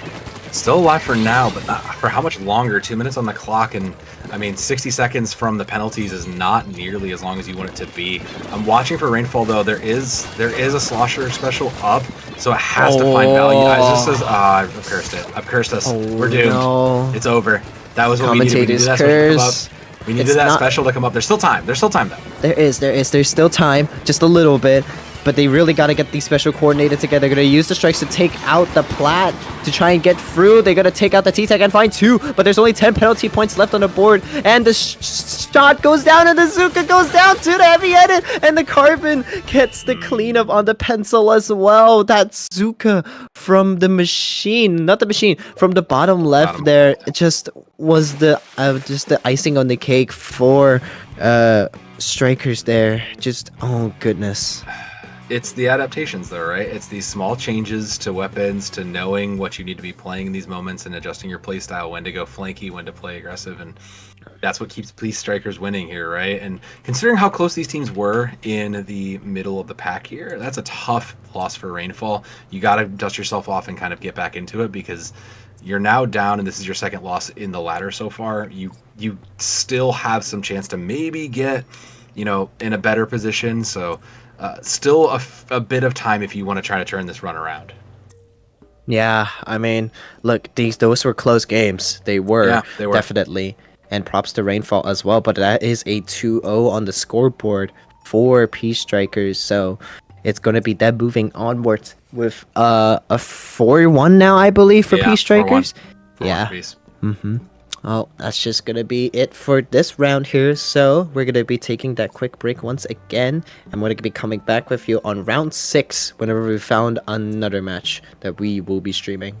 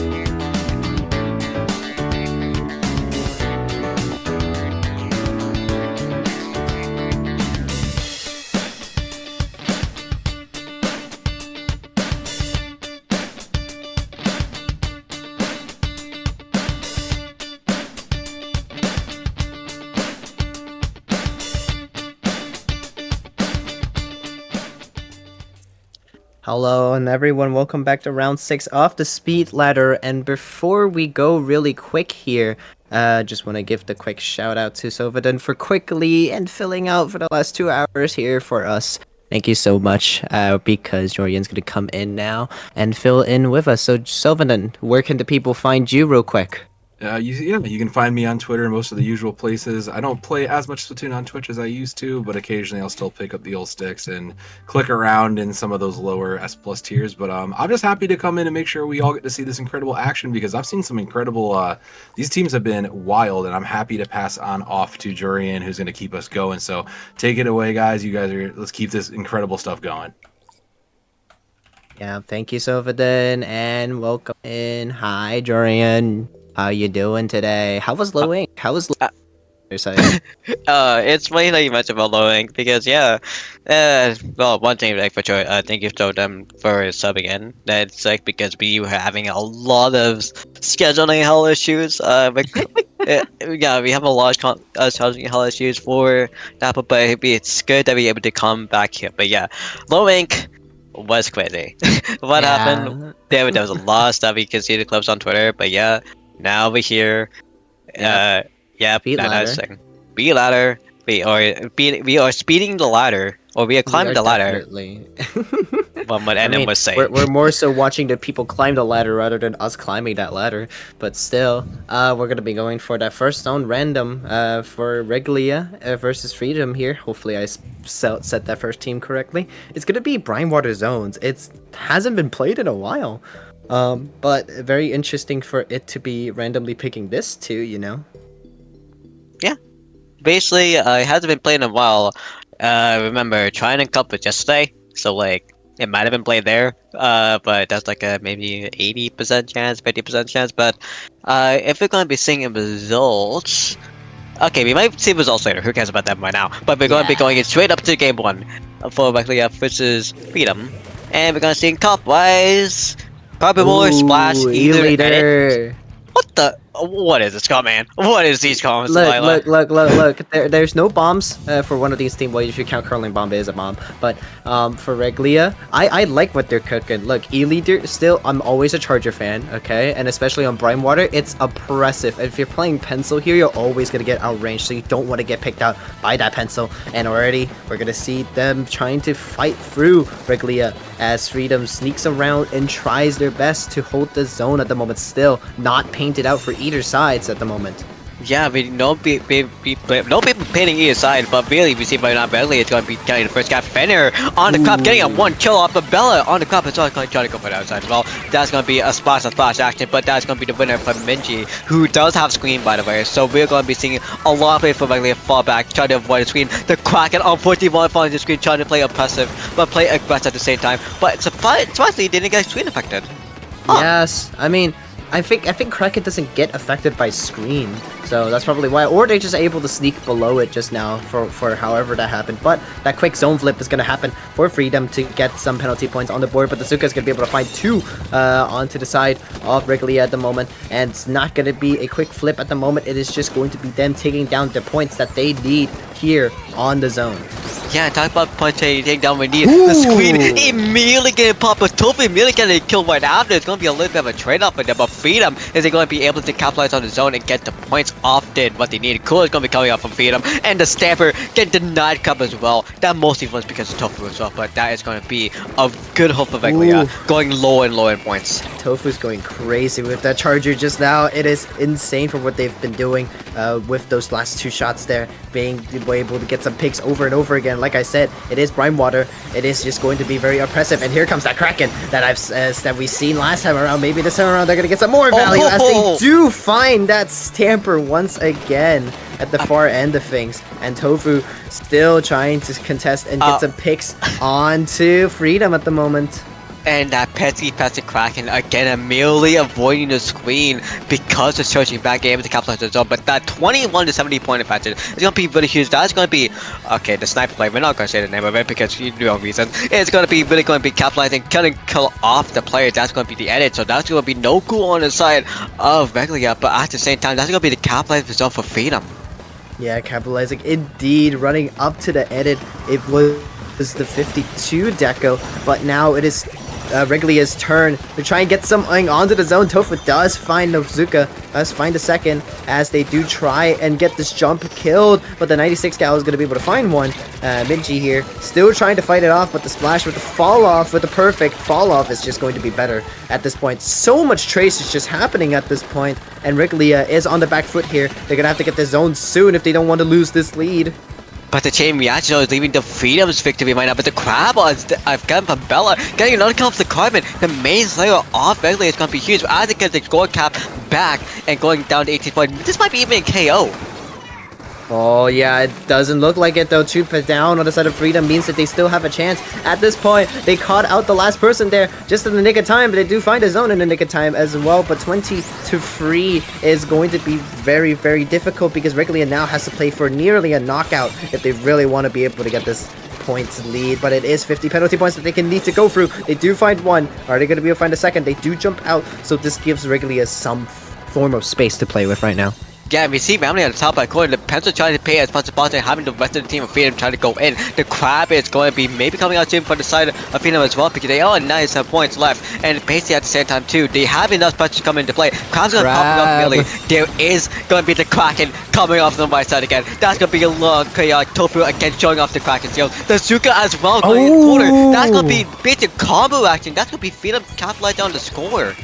I like what they're doing with the combination of the Kraken. So many times we've seen Tofu just able to make it work, and so many times indeed that it just happens to get so many like displacement and picks for some map so small that it just made it work so well. Now still it is Freedom on the upper hand here with the cooler and everything ready to go, but Tofu's gonna be going around and see if they can get something going here. They do jump out, they do find one pick, but they're just gonna have to get the zone first. Once again, 20 seconds left here. They're gonna have to do this quick, Wrigley, or they're not gonna be able to try and fight for the lead. They literally eventually having Crab on top as well, and one down on the side Peter. That's going to be Pencil. They don't have a cool spawn, but they're all stuck in the base right now. It's stuck on the map, trying to come back in. Grab. The screen is still alive. The Zuka is going to be dead. That might be it. Not yet, not yet. 30 points. They have to take away then another 10 and 20 for them to go. And remember, they're fighting against a pencil. It is just notoriously able to just paint the zone all by themselves. So they have to either occupy themselves on the zone, or they're going to have to find the picks. As they do find the picks, they do find a pencil, but they just have to paint the zone first. Paint the zone, or you're going to run out of time. As they do is just Bella on the stamper now. On 20 ticks left, they're just going to have to find something here to make this work once again. This is getting too close. 2 down once again on the side of Freedom, and they're gonna try and neutralize it again, but it's 3 down, no in vain, as Reglia is gonna be able to take the lead in overtime in a dramatic fashion there. Take a breath, Lila. Take a breath. Okay, so that whole 1 down, literally what happened was oh my god, man, they got so solid defense. Yeah, look, they got all the things that they needed in comparison to what they did previously, right, Jorian? They got zone, but they never really got past that, and this time around they managed to get past that. But I need to say seriously though, shouts to Tofu. What the those snipes, man. It was the wildest snipe. And the Kraken, like, the Krakens every single time had some sort of connection, some sort of worth, and every single time was able to get kills. And then Fen, like, at the end, that really mattered the most. Fenrir was staying alive, getting a kill, and getting the crab in mid, basically having so much pick control over Freedom that they weren't able to do anything. Basically, they have them back in the ramps. No, they wanted to fight back, and they got them back in the ramps. But now, literally, because of that, that's gonna be the first point. And Jesus Christ, if momentum is not going to go to Freedom's favor, their mental might be a little bit shattered. But we're being on game 2. Yeah, I mean, look, that definitely was the closest games I've seen before. I mean, both of these teams I just looked up are going 3-2 on the scoreboard, so they're relatively equal in terms of like how their win delta is on their current like ladder climb. So winning this for either of these teams is going to be actually really good for them to bump up a little bit, but Reglia just barely make it out at the moment. So this is going to be really intense to see what the counter pick is going to be for this team. But like you said, that E leader just now, I mean, Chef's Kiss, it played to the map perfectly just now. And you said that they're 3-2 right now, and the winner of this will be moving on to the next level, if I remember correctly, and that's going to be Hall of Fame, right? I'm not sure. I'm not sure because they're both tied for 35th at the moment. I do not know if like tiebreakers will happen with the like set deltas as well. Like how many is it 2-0s? How many sets you've lost before too? So I'm not particularly sure how this will work, but at the moment, both of these teams are going to be in a very in the position where they really, really, really would want to win this set. Yeah, but okay, so in the terms of of standings, there is not really a tie. Like there is a standings board, and the highest you can get is prospect, and the second one is Hall of Fame, third one challenger, fourth is pro, fifth is intermediate. You need to remember that you need to get I thought a that was certain amount of. Flutie. I thought that was Flutie that does that. Right now, it's just a scoreboard that I see. That's if you look into standings, but the main thing you need to look at is in the overview there is a kind of chart of how far he is, because there is it's a level system. So say if you win 2 times from intermediate, you move up, and then you win 3 times, you move on to challenge. From pro, you move on to challenger. If you win, I think 3 times again, you move on to Hall of Fame, and if you win 4 times, you move into prospect. And prospect is if you win all 5 games as well, you keep that victory, and that's the highest rank that 33 players have gotten so far. I see. Well, before then, both of these teams is just going to have to try their best, and we're still waiting on that counter pick at the moment. But still, Reglia, I mean, Freedom has freedom of choice for whatever they need to do, because they can pick any map mode, they can pick any mode, and oh, we already got one. It's going to be Rainmaker Humpback, and I think I understand the reason why. Why? You're going against the leader. Why would you want to go slower? Yeah, that's true. The faster the mode, honestly, the more overwhelming. Yeah, that is actually true. So literally because of that, we might see a little bit more of aggression or oppression on the side of Freedom. Because again, like we saw before, that they were able to hold the aggression for so long actually. But because it's zones, you need to stall out a little bit, and you don't really like stalling because you can just get backed up and swept over like that, like we saw in the last match. But with this, you can just go full force. So yeah, no, it does make sense. It really doesn't make any sense, but it is going to be Humpback Remake. I was about to say Humpback Zones. Sorry, we've had Humpback Zones twice now. So wait, what? Yeah, the random pick has done Humpback Zones twice on the first map. But regardless, it is going to be Rainmaker. And the one really great thing about this map, being that the chokehold for the Rainmaker pushes is always going to be really, really tight. So unless you get those picks, or you have like a special that can get you in, like for example maybe Inkvac, I don't know if they're going to be playing that, but it definitely is going to be very, very interesting to see how both of these teams are going to handle it, because if I recall correctly, they have like Zuka and Screen, right? The 52 Gal Deco? Yes, they do actually. The 52 Gal Deco is going to be having Screen. They do have Zuka as well. I think that's on the side of Freedom, if I remember correctly. So that would be good points on the right side, but the left side though. Maybe. But let's go see what they're going to be bringing. Tofu's are going to be on the Octobrush as well this time around. The Carbon switch off from Freedom onto Regalia. And then they're going to be playing the Heavy Edit instead of the Pencil this time around. And then Minji is out with the Range Blaster this time too. Yeah, we need to see as well for the side of Regalia. They actually have the Carbon Wall, you have the Arc Shot, you have the Brush, and you have the Zap. So that's going to be a little bit different. They have more bombs actually this time too, but that's going to be unfortunate that the Brush is going to get off on the first half.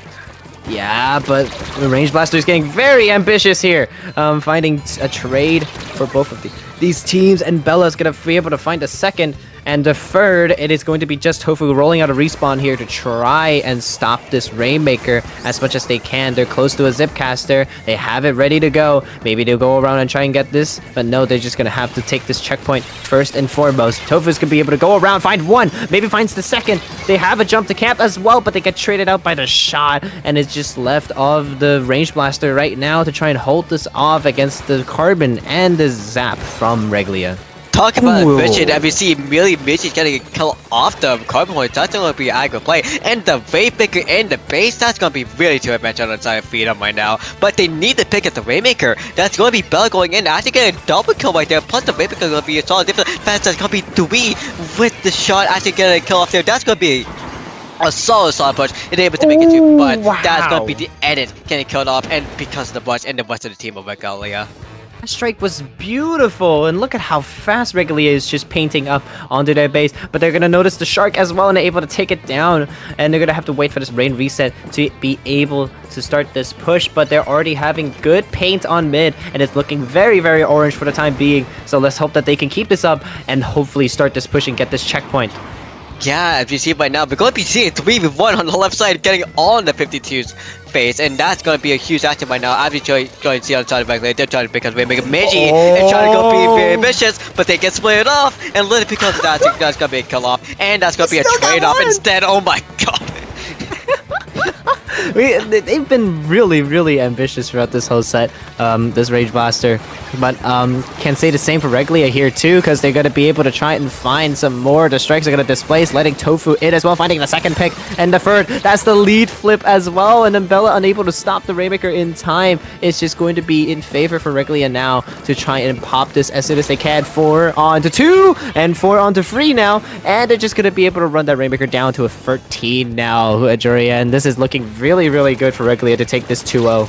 Dude, Lila, it's crazy how the league got sneak snipe by and actually make it down to 13. That's the greatest thing ever, but for Tofu right now, they're just gonna be sneaking away a little bit, throwing bombs a little bit action too, because they want to get a huge kill on Migi. They want to get a huge kill on the other as well, but that's gonna be trade off on the 52. That's gonna be another Aqua play going down, and that's gonna be a reset on the Rainmaker. Yeah, I mean, you don't want to be grabbing it when you don't have the advantage or you just don't have the space yet, because look at how orange it is still all over the place, and maybe that screen can just help paint that out a little bit. The Zuka's going to be able to find out first, and the second traded out by the Range Blaster. They're going to be trying to get Regalia to split their forces, and hopefully just makes them trying to focus on the paint, but Tofu with the Shark is going to be able to find the edit and shut down the Cooler Express that it is on that weapon on that 99% just now too. That was a really, really important pick that Tofu just got. I'm just waiting for someone to go left because that's going to be a huge match on the seat, but literally they're all going to try to go right. That's going to be a huge jump escape as well, but again, depending off the stage is going to be huge right now. As you see on getting the kill on the Zuka, getting another kill with the Zuka as well. Oh, that's my going to be killing the goodness. base player, and that's going to be a hell kill on the edit. The Zuka is going to be the last one alive on the side of Freedom, but it won't be fair enough to actually make it all the way to play victory, who knows? Yeah, who knows? But if they're ambitious enough, they would just keep pushing until they get to like the low 10s and possibly a knockout too. Tofu's gonna catch that flank coming out, and Azuka's gonna trade the Rainmaker out here. 2 down for Regalia, and then there's only a minute left on the clock, and Freedom has a lot of work to do if they want to be able to get this lead down to 12 remaining if they really, really need this. But Tofu actually here in the mid, actually trying to go in for sneeze, maybe trying to get off Bella as well. No, that's going to be actually with a little bit of a zap defense as well. But still, that's going to be the zip shot's going to be ready on shot. Off shot actually being ready as well. That's going to be a reset on the Rainmaker because everyone's going to be on the right side. They're waiting for them to come through because they have the rain advantage. They have the cool advantage. They literally have everything to the favor. The squeeze is going to be coming up soon as well. The Zuka's going to be coming out soon as well. That's going to be 2 down on the side of Regalia. 3 down on the side of Regalia. Not yet, because they're back fast with that cooler as well. Everyone still has their specials ready to go. Ikora is already getting very ambitious on the zap to try and get this pick down. There's only 10 seconds left on the clock, and it's going to be the final seconds here of the match. The strikes are going to come out. Tofu's being really patient with the Zipcaster, and here it comes on the right side to try and go around as they dive onto the Rainmaker and gets it done with the Zuka. And that's going to be basically the 2-0 going Yes, to that is. Regalia. That is the 2-0. That is the 2 going to Regalia, and congrats to them being able to take that set, most importantly, as well. Congratulations. Yeah, and literally now with that, they should be having enough points to, well, okay, no. Okay, we need a special Regalia on the scoreboard. Might be a better idea right now, because it shows it's on the scoreboard, it's ranked by their highest rank. But it will show right next to it what their actual score is right now. So if it can possibly find what they are in right now for what ranking they are, that would be really cool. Yeah, I mean, look, the ladder is going to be a very rough place sometimes, and when you get matches like these, you really want to make them count, Torian. And it's just really, really strong on how Reglia has been able to come back from that just now. Oh yeah, 100%. But with that, they still need to keep going because you have an hour left. So if you want to keep going for an hour, you can try to go min-max as much games as possible. Like you see for Frutella, they made it to 8 games and stopped. But for Black Horse, right now they're going for 6-0. And we see Magnolia, it's only 5 games right now. Octoing it's 4-0 right now. Cherry Bomb's 5-0 right now. Wait. Oh no, that's a different Cherry Bomb. And like Fortnite is 5-1 right now. It's like, so good right now that if you keep on min-maxing the score, you could get in the top spot for free. But you need to keep on going game after game after game after game, and not go for a game 3 if possible to keep going up there. Yeah, I mean, look, you want to fight for that top spot as much as you can. You don't really win anything, but you do get a really good placement for whatever Ludi comes up in a bit too, and as well as help the seeding council, whatever it is, that helps you get a better generalization on where you start on Flutie as well. So it's going to be very, very, very strong results here for Satora. 100%. But literally for right now, it might be better time to wait for big and get for the next match because we want to stream as much match as possible, right? So we're gonna come back later when we have round 7 ready to go for you guys. So take a quick break. It's still gonna go on for another 49 minutes. So we're gonna be seeing you guys in a bit.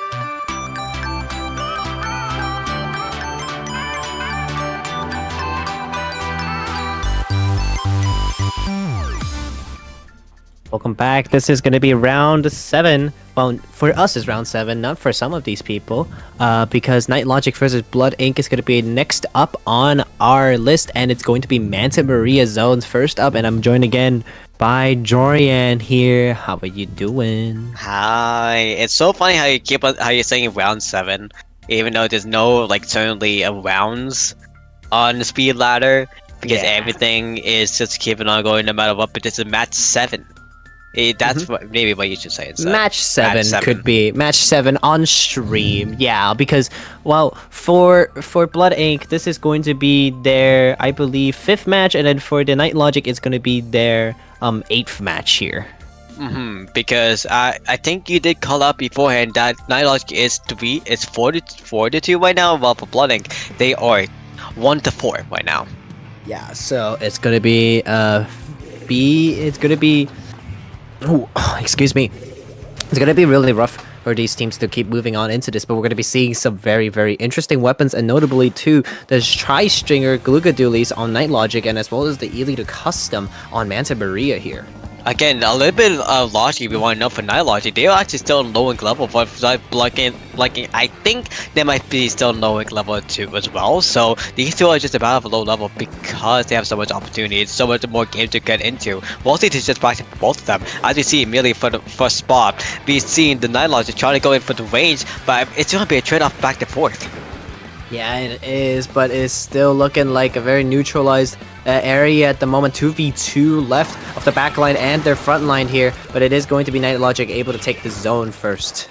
As you're seeing for right now, they're seeing the duel at the back, just trying to go for any special much as possible as well. But the charge is going to go down for both sides. The Gula duel is going to go down for both sides for actually the side Night Logic. But that splash down is going to be huge too. But that is going to be a capitalizer zone after a second wait. Yep, definitely. I mean, the dualies there was just getting that entry for their team and getting the zone as well. But it is going to be that lead flip now for Blood Inc. and the E-Leaders in such a prime position for them to just keep holding onto the chokehold, because that Matt's position has you overlooking the entirety of the street and maybe some of Bunker too. So that looks really good, but they're not going to be able to stop this hammer from coming past. But the Kraken's going to come out to try and trade that out possibly.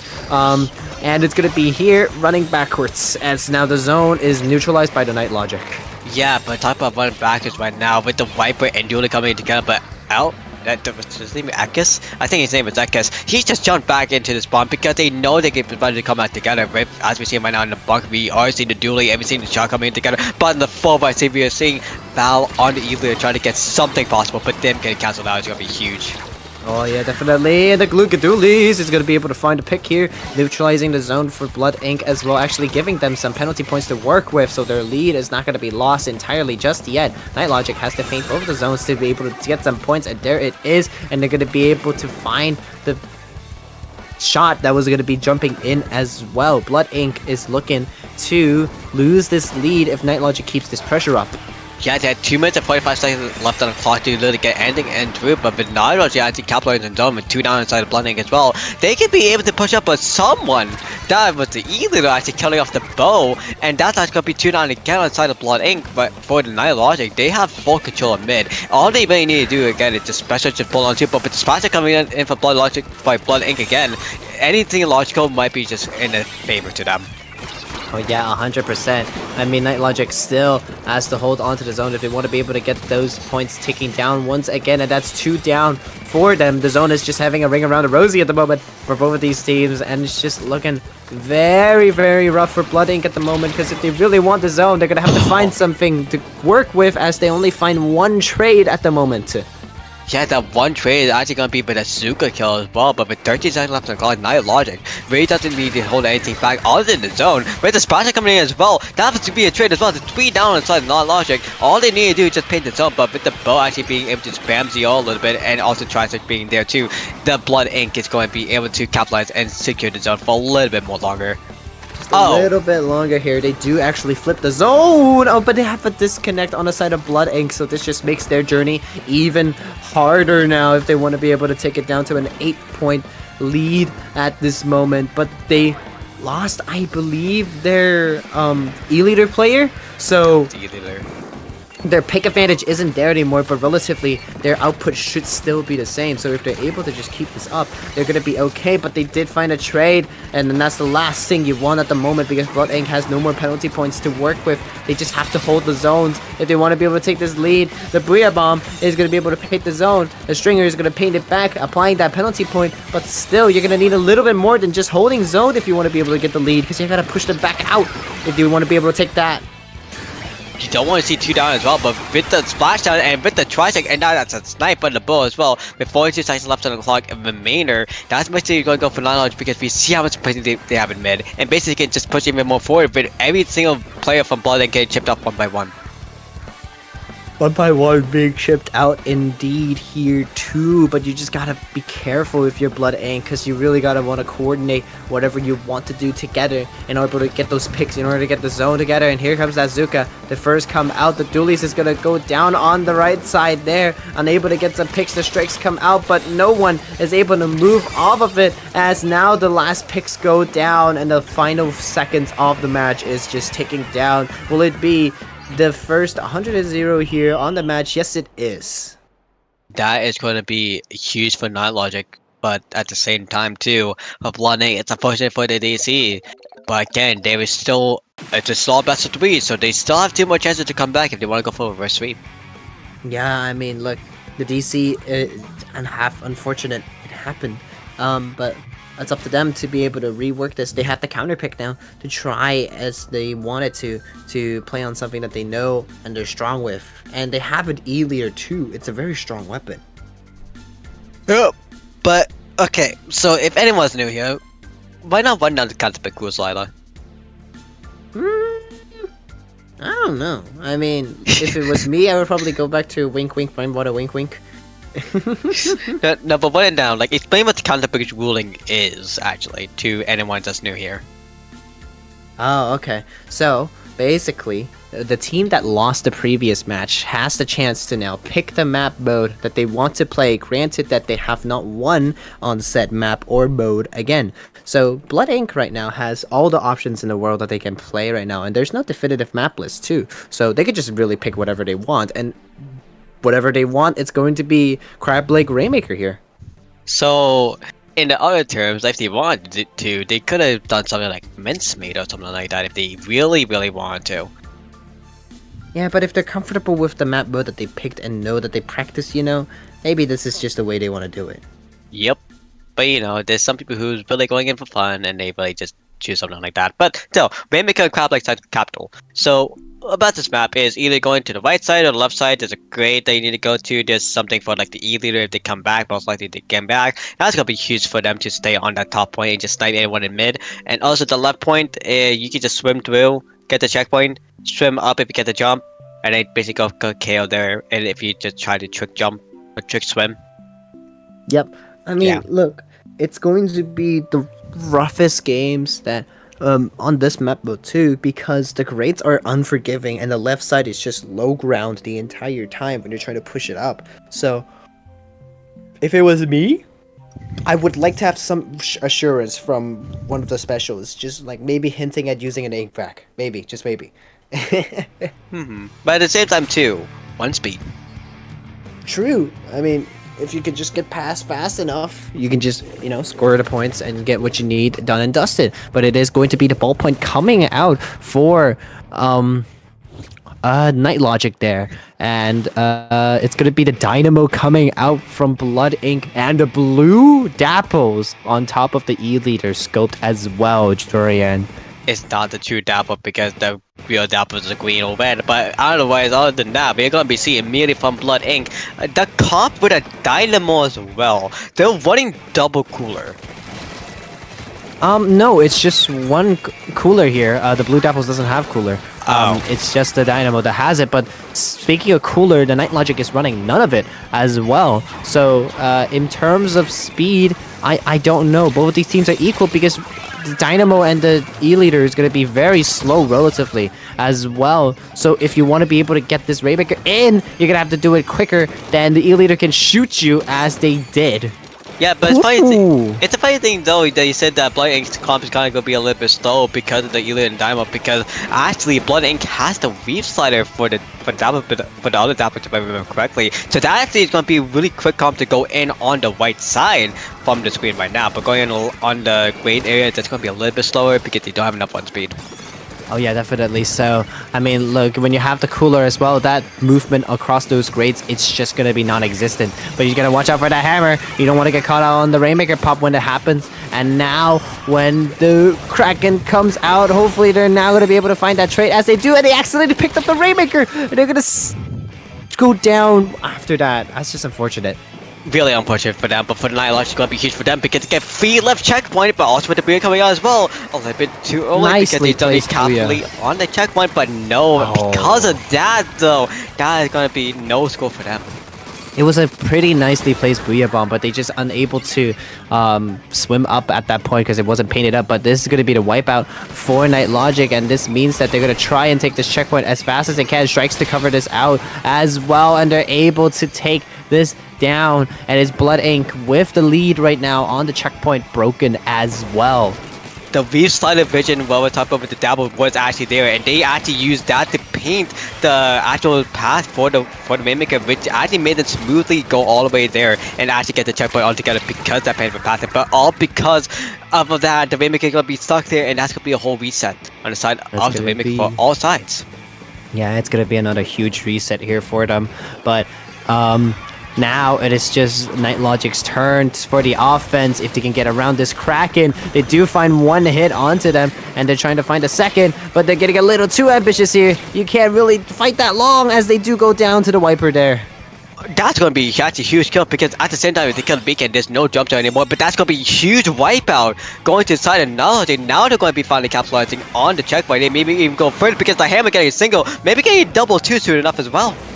Yeah, maybe soon enough that they can go for it, but there's that lead going back into favor of Night Logic here, down to a 45. It's pretty strong in all things considered, so you just gotta have to be careful not dying to the pop at the moment and just trying to hold them off as long as you can. You have the specials ready too, so for Blood Ink here, you just want to be playing this out as long as you can because there's a minute 40 left on the clock. You technically have 1 or 2 more chances here to be able to push them back out.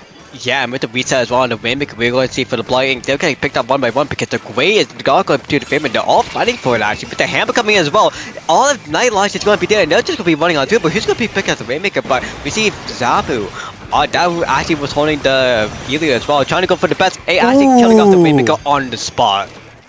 Yeah, they do kill the Rainmaker on the spot there with the Kraken in a position very, very exposed, but they just have to get this past that little ledge there. If they do, then that's going to be the lead for them. But they just have to find something first. They have to find some picks. They have to find some kills. They have to find something more than just spamming out here at the moment, as they do find the first one and the second onto the ledge as well. They have to just get rid of this jet now if they want to just hopefully get this pass. As they do try to go up, they're gonna get stopped by the glue guns, and the paint is not gonna be enough for them. 40 seconds left of a block here, Jorian.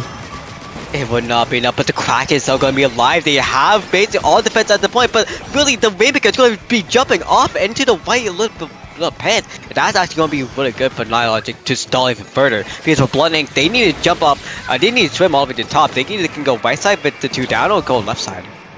Yeah, definitely, but the Rainmaker in that position is a little scary, but they managed to clear it out and grab it with 10 seconds now left on the clock here. This is the last chance Blood Ink has to keep this set going if they want to make it to a game 3. They're going to opt to go to the right side with the strikes, and they're going to opt to try as hard as they can. The Inkjet's going to get a snipe onto the Grades, and it's free down for Night Logic. They're going to have to just walk across and just able to take the lead. An Inkjet snipe is a Rainmaker snipe. Which one is better? The Rainmaker snipe, and that actually led them to the victory. And that's what we're going to be seeing at Game 3. Game 3 indeed. This is going to be like the third Game 3? No, the second Game 3 that we've seen so far on stream here. So we're going to be interesting to see what the Night Logic is going to be doing to counteract this. But this last desperate play coming from Night Logic against Blood Ink just well. They focused a little too hard on just trying to kill the Rainmaker, and they didn't look at their surroundings and just died to the Dynamo and the Wiper. By the way, you saw one of the players playing his Blackness team, right? I'm not Who? crazy. One of the players from Blood Ink was wearing his Blackness team, right? I don't remember. Well, someone from there is playing on Save the World, but the thing is, though, at the same time too, they mostly changed the main ability to something that they use. So that is a smart move that people should remember, and mostly do people know, because a lot of tournaments won on Splatfest Day. So if you want something that you're really meaning, you don't really need to change anything at all. But really, if you say regular, you are gonna be stuck with ability doubler. But for some of the players like for Blood Inc., they changed their ability and they mostly filled out the slots, so they are going to be prepared going to this game to whatever they choose, which looks like it's going to be Tower Control on Inkademy Academy, I think. I don't Oh, know. the bread and butter, I believe. Yes, the bread and butter of all Splatoon maps.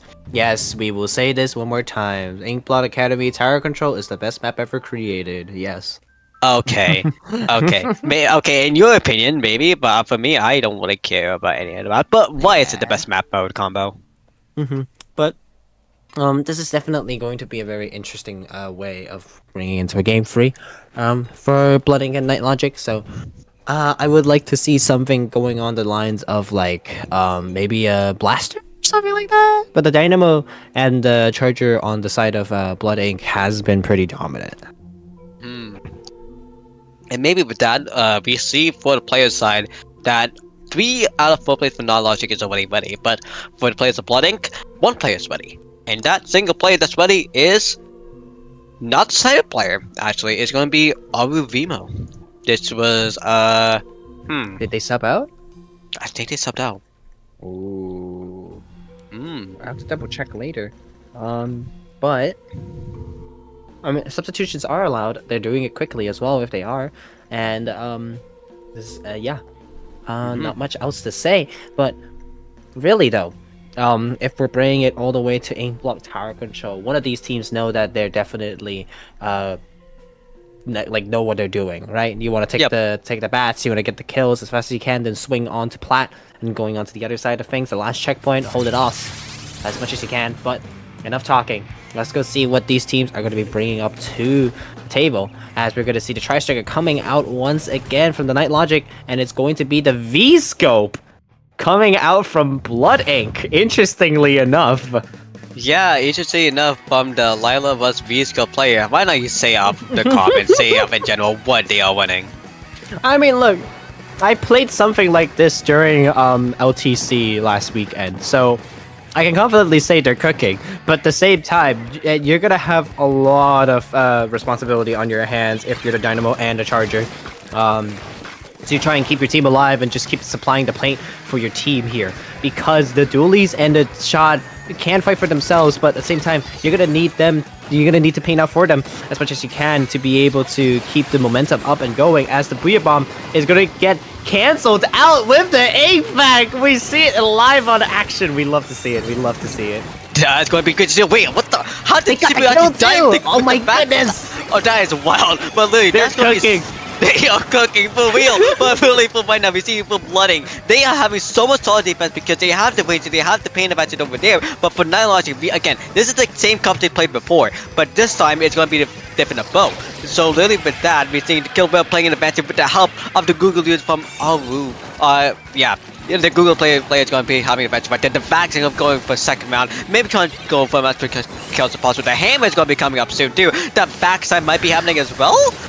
What? The hammer is gonna go down too.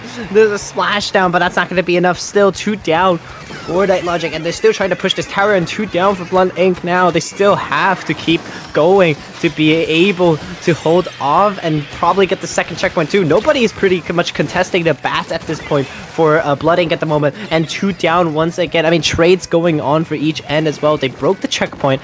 That means Night Logic has a pretty free leeway to go through into the third checkpoint and plat whenever they have that going later on. Yeah, but the main thing too is look how much space the Logic actually got from Blood Inc. That was like 80% of space going to the side of Night Logic, because Blood Inc. they were all scattered apart trying to go for a sneak. Definitely from the Dynamo role, if you saw them getting killed off, but then getting killed off Boyd. But later for right now, Night Logic just going to get the tower back and getting stuck at 2v1 for Blood Inc.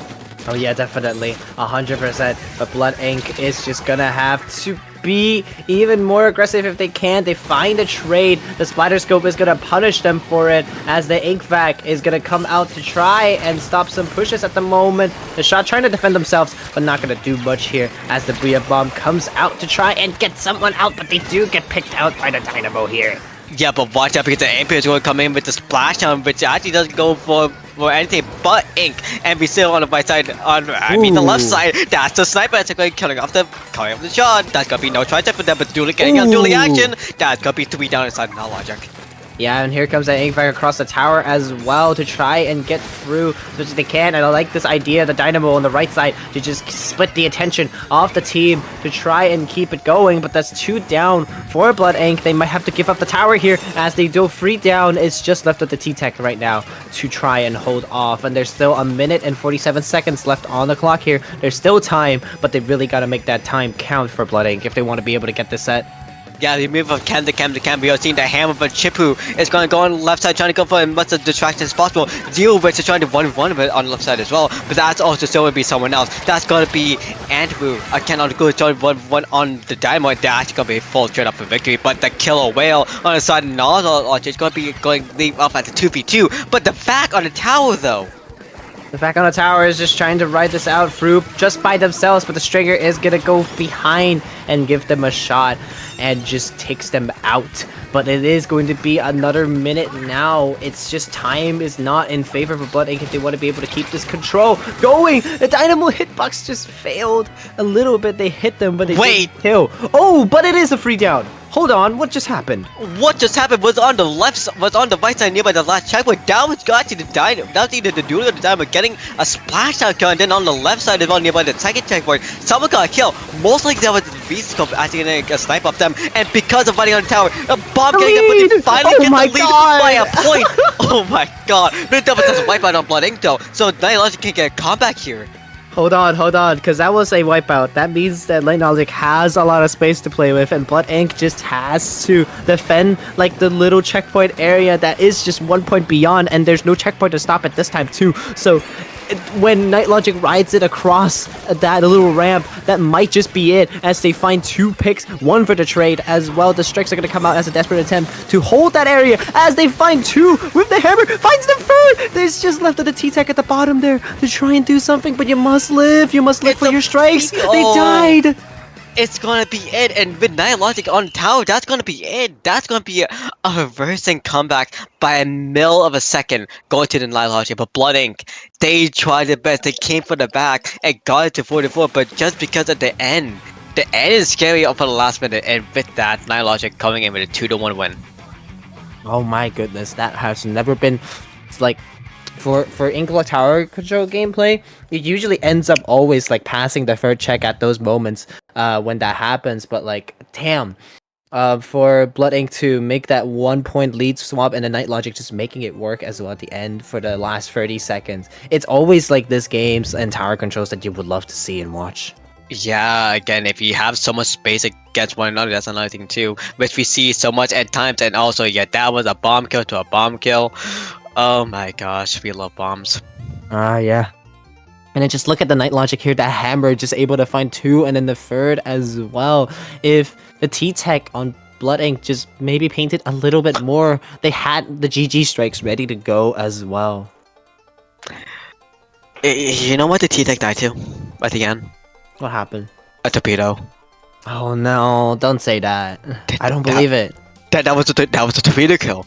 No. So Jesus, man. The Night Logic was just really prepared, and really for Blood Ink, they were just stuck in the 3v1 down, but still, it was GG to both of them. Night Logic, they won. Okay, so you said that was their 8th match and they won it, so now they're on the 9th match to play in. While for Blood Ink, they're going to be on the 6th match to play in, right? Yep, sounds about right. But we'll take a quick break, and we're gonna find the next match as soon as we can as well. The queue. What's that? Say about the queue. There is only going to be 22 minutes left of the queue. Yep. And should be relatively 1 or 2 matches left that's going to be going on. So we'll come back next, possibly, maybe the last match that was going to be streaming. So stay tuned. We're going to be back in just a little bit.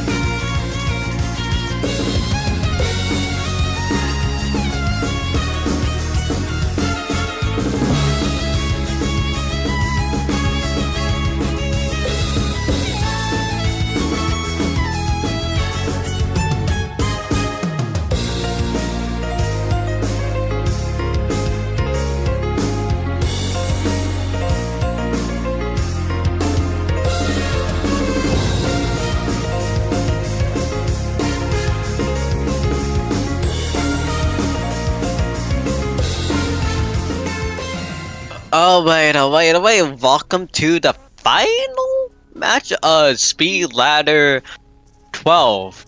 I can't believe it's 12 days. We are now into match 8. Maybe our final match. Most likely going to be our final match. And Lila, you're still here kicking on through. You might be a little bit spaced up, but you're still here through. How are you today? I'm doing okay. Could catch some more sleep, but I'm living through it. But we have Seekers versus Coffee Dream Squids here, Jorian, and it's going to be, oh no, Jorian, it's gonna be Splatzone's EOTL as the random zone's first game. Oh, wait. Oh boy. Oh boy. Oh boy. Ah, Slap Uh, Zone's EOTL. you know what Bastos Ito reminds me of? What? Uh, Schoendorf Institute. Look, I didn't play S2, so I don't understand your pain, but I do understand the pain in EOTL Alley, so yeah. Yeah. Oh, also, wait, isn't the Big Swing glitch still alive or No, no, it's patched out, it's patched out, it's patched out. Oh. Well, that would have been really funny if it was still alive. But still, we're going to move on to game 1 immediately to Eel Tail on Splat Zones. Oh boy, how funny this will be. Yeah, I mean, this is going to be the rough match of the century, but we're going to see some very standard things coming out, the pencil range and machine. It's going to be, interestingly enough, the edit and the Sorilla tent coming out as well, and we haven't seen it in a bit, but the vanilla splash on Aaron is going to be pulling out those crabs often. Yeah, the crab's gonna be huge on top actually, because that's gonna be a huge sniper, but with the help of Neko as well, that's gonna be a really good chip damage too. But if you see on the right side as well, that's gonna be Neko immediately going down, Sushi going immediately down as well. This might be the first half for Seekers. Yeah, I mean, Seeker's getting those toothpicks, but you still have to paint the gigantic zone that it is on this map, and there it is, painted down, as Aaron just trying to sneak by on the top here with the splash, just trying to find a pick, as they do find it, and they do go down, as the Zuka finds Neko as well, probably trying to find Sushi on the side as well in the Sorilla tent. There it is, that Zuka is trying to trade it out, but the pencil on Ouija's just been hitting every single shot that they've been laying out, just killing and splatting everyone in their sideline. As you say that, the Kawa is able to fall back into the lively perch right there. It's still having its show and dry, and maybe getting a cool turn up as well. But we see Sushi on the top side, trying to go for a Suka killing, but getting few as well. Trying to go for the Char on the bottom left as well. But still, because that is going to be the maybe zone top of C Coffee Dreams goods, but no, because of Mayo with the Suka as well. That is going to be the capitalization of Seekers. Maybe.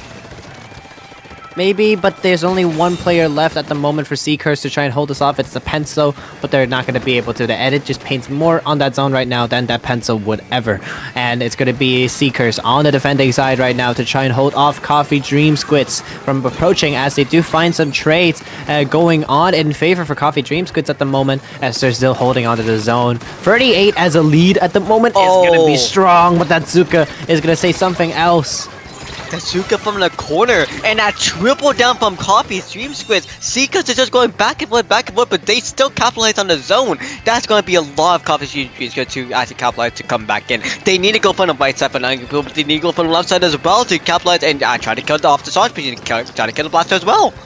Yeah, I mean, there was just trades and kills going on the entire time, and it was just going to be a mess, as Aaron's still on that crab to try and find that pick. There it is, they do find it, and the Tenterbrella just trying to send it through for their teammates, but the Rage Blaster from behind is going to be trying to challenge this Tenterbrella, as they do find a pick as well, but there's no more penalty points for Seekers here too, so they have the lockout ready to go. If they want to neutralize the zone, Seekers has to, I mean, Coffee Dream Squids has to do it soon. 10 ticks is going to be it, possibly, for Coffee Dream Squids here. And it's going to be Seekers taking game 1. And that game 1 is going to be huge for Seekers, because for them, they know they can play aggressive, they know they can hold still. If they play another zone map or play another tower map or even cloud map, they know they can hold still in a certain location, just keep on going rotating together. But for the side of Coffee Dream Squids, they were able to come back a few times, but this is their counterpick time. So they can counterpick a map mode combo that should be fine. I mean, yeah, 100%. But counterpick is going to be the very important key term here for Coffee Dream Squids if they want to be able to take this out. And I don't know if it's intentional, but the coffee is spelled with 1 E instead of 2. Koofy. Koofy. Koofy. Koofy. Koofy. Koofy. But yeah, Koofy, it's something that you might need a lot of, but honestly, are you going to sleep after? Oh, wait, no, we're, I don't know. I mean, I'd rather get some food, because we're going into Robo Ramen Rainmaker immediately. That was a quick counter pick. That was a good counter pick, but you know that's going to be a speed one pick, because Koofy Dream Squids, they know they can speed up fast, so what's better than speeding up fast than just going with a Rainmaker and just dashing into the door? Yep. I mean, look, I haven't played this map mode in a while, but I know for sure that the checkpoint all the way to the final podium is going to be very, very rough. to try and get past without like actually clearing everyone out of the area. And this is not something that everyone plays as well, so it's going to be very interesting to see what Coffee Dreams Goods is trying to cook up with on this one. Do you want to strat, Lila? Do you want to strat? Yeah, go for it. So go straight to mid, fall off to the right side. First checkpoint done. Reset the Waymaker. Go straight to the regular path. Get the final checkpoint there. Okay, yeah, maybe. That's a try. That's mostly the try because the first Waymaker checkpoint, if you want to go straight down to the regular path nearby where like the hold is for clamplets, that's fine. You could do that, but for the right side, that's basically going to be a throw off that everyone will try to go to because again, that's going to be mostly uninkable, and if you have a setup away there too, that's going to be a free checkpoint point. And if you want to go for right side for sneaking, that's going to be set up for you too. Yep. I mean, look, whatever it is that's just going to happen, which is a big change of comps in a little bit on the side of Coffee Dream Squids here. They have the blue dapples and also the heavy edit. No, heavy edit has been here, and the wiper that's going to be coming out instead of the range blaster. What we're going to see here for the side of Kofi Dream Squids, we're going to see them try to go for the left side, but for the side of Seekers, they can do chip damage whenever they want, so they might go for the right side depth. Oh, but still, that's 2 picks already from Coffee Dream Squids trying to advance with the pop that they just got. But Sushi and the Heavy Edit just wasn't there to provide that support, as they do find that 1 pick with the Tent Umbrella and trying to pick up this Rainmaker to go as soon as they can. But Aaron is just re-sliding in, finds 1, still manages to live here, finds the second and trade out the Rainmaker. That is a huge play there. That is a huge play there for sure, but for the side of Kofi Dream Squids, they can still go in on the right side. That's still open on the spot, but at the same time, too, a lot of chip damage going from the side of Seekers, going in for the first checkpoint plat. They are going to go actually go for the trade for checkpoint plat, and they do get it. That's going to be 2 down for the side of Kofi Dream Squids, though.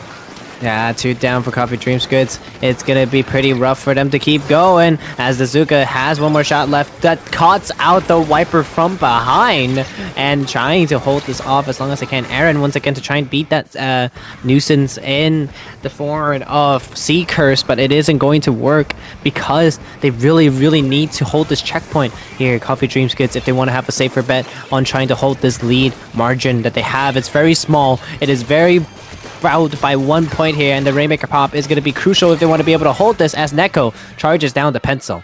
Yeah, but actually the Neko is going to get killed off instead, and with the jump into the players of Kofi Dream Squids, they're going to get killed off immediately. So now for the side of Kofi Dream Squids, they have the first checkpoint already killed off. They just need to win it. With the restart coming in from Aaron as well, they could even want it even further, but for right now, they're trying to go for kills. Aaron almost getting a single, they do get single, maybe getting a double, maybe getting a triple. Neko's still alive over there though, but that is going to be Rainmaker reset as well. Oh yeah, definitely. I mean, look, now Coffee Dream Squids has the setup going. They just have to make sure that their team is ready to go together with the specials that they have, like the hammer and the tent, and possibly just the Zuka to try and get some picks going too before that happens. There goes their Zuka, which is going to get cancelled out. Range Blaster is going to be trading them out as well, and it is going to be Coffee Dream Squids still trying to find a way in. That hammer might just help a little bit though with Neko, as they're still just trying to find a way in, but they're going to get cancelled by the Range Blaster. Yeah, the thing is too, they were on top, but everyone else was behind them. So right now, for Coffee Dream Squids, they don't want to go even further. They need to wait for the bell to come up ahead, but the bell is already out, so they just need to 1-1-1 to get it over through it. But Aaron right now trying to go for a single again, but getting a trade off instead of cover. After going for the right side, going to the passenger machine, they get killed off though, but it's still going really good lead. Pretty good points too, 42 points remaining. Jumping out now too, so that's gonna be a small reset for Coffee Dream Squids at the moment, and then the rain is gonna get popped, and the soda too, grabbing it for Seekers is gonna be trying to push this down to a 41 points if they can. What are they doing from behind? They sneaked it and they got the triple actually. They got the wipeout on the Hall of Seekers, and because of that, we are going to see Coffee Dream Squids actually going to be pressured to Rainmaker even further.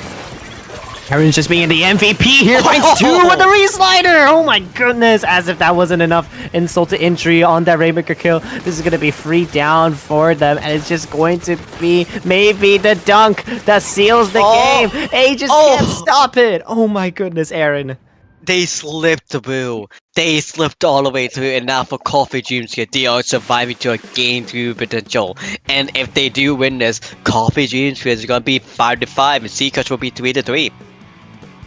Yeah, I mean, look, it is a very dominant performance for who is it? Coffee Dream Squid just now, and that here's that replay that we're gonna see that Reef Slider working its magic here, just baited them in perfectly and setting up the kills for their teammates here. That Zuka as well, getting that kill on the machine, just like so important.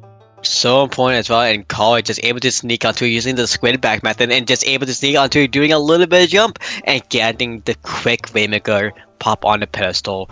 But honestly though, that end was all because of Aaron's sneak on mid. Everyone was so focused on mid, and the 10th Propeller, I think, was the last one behind, and they saw the opportunity and they said, we're going for it, and then they went for the sneak on that, and then with that they were popping off in VC and went on through.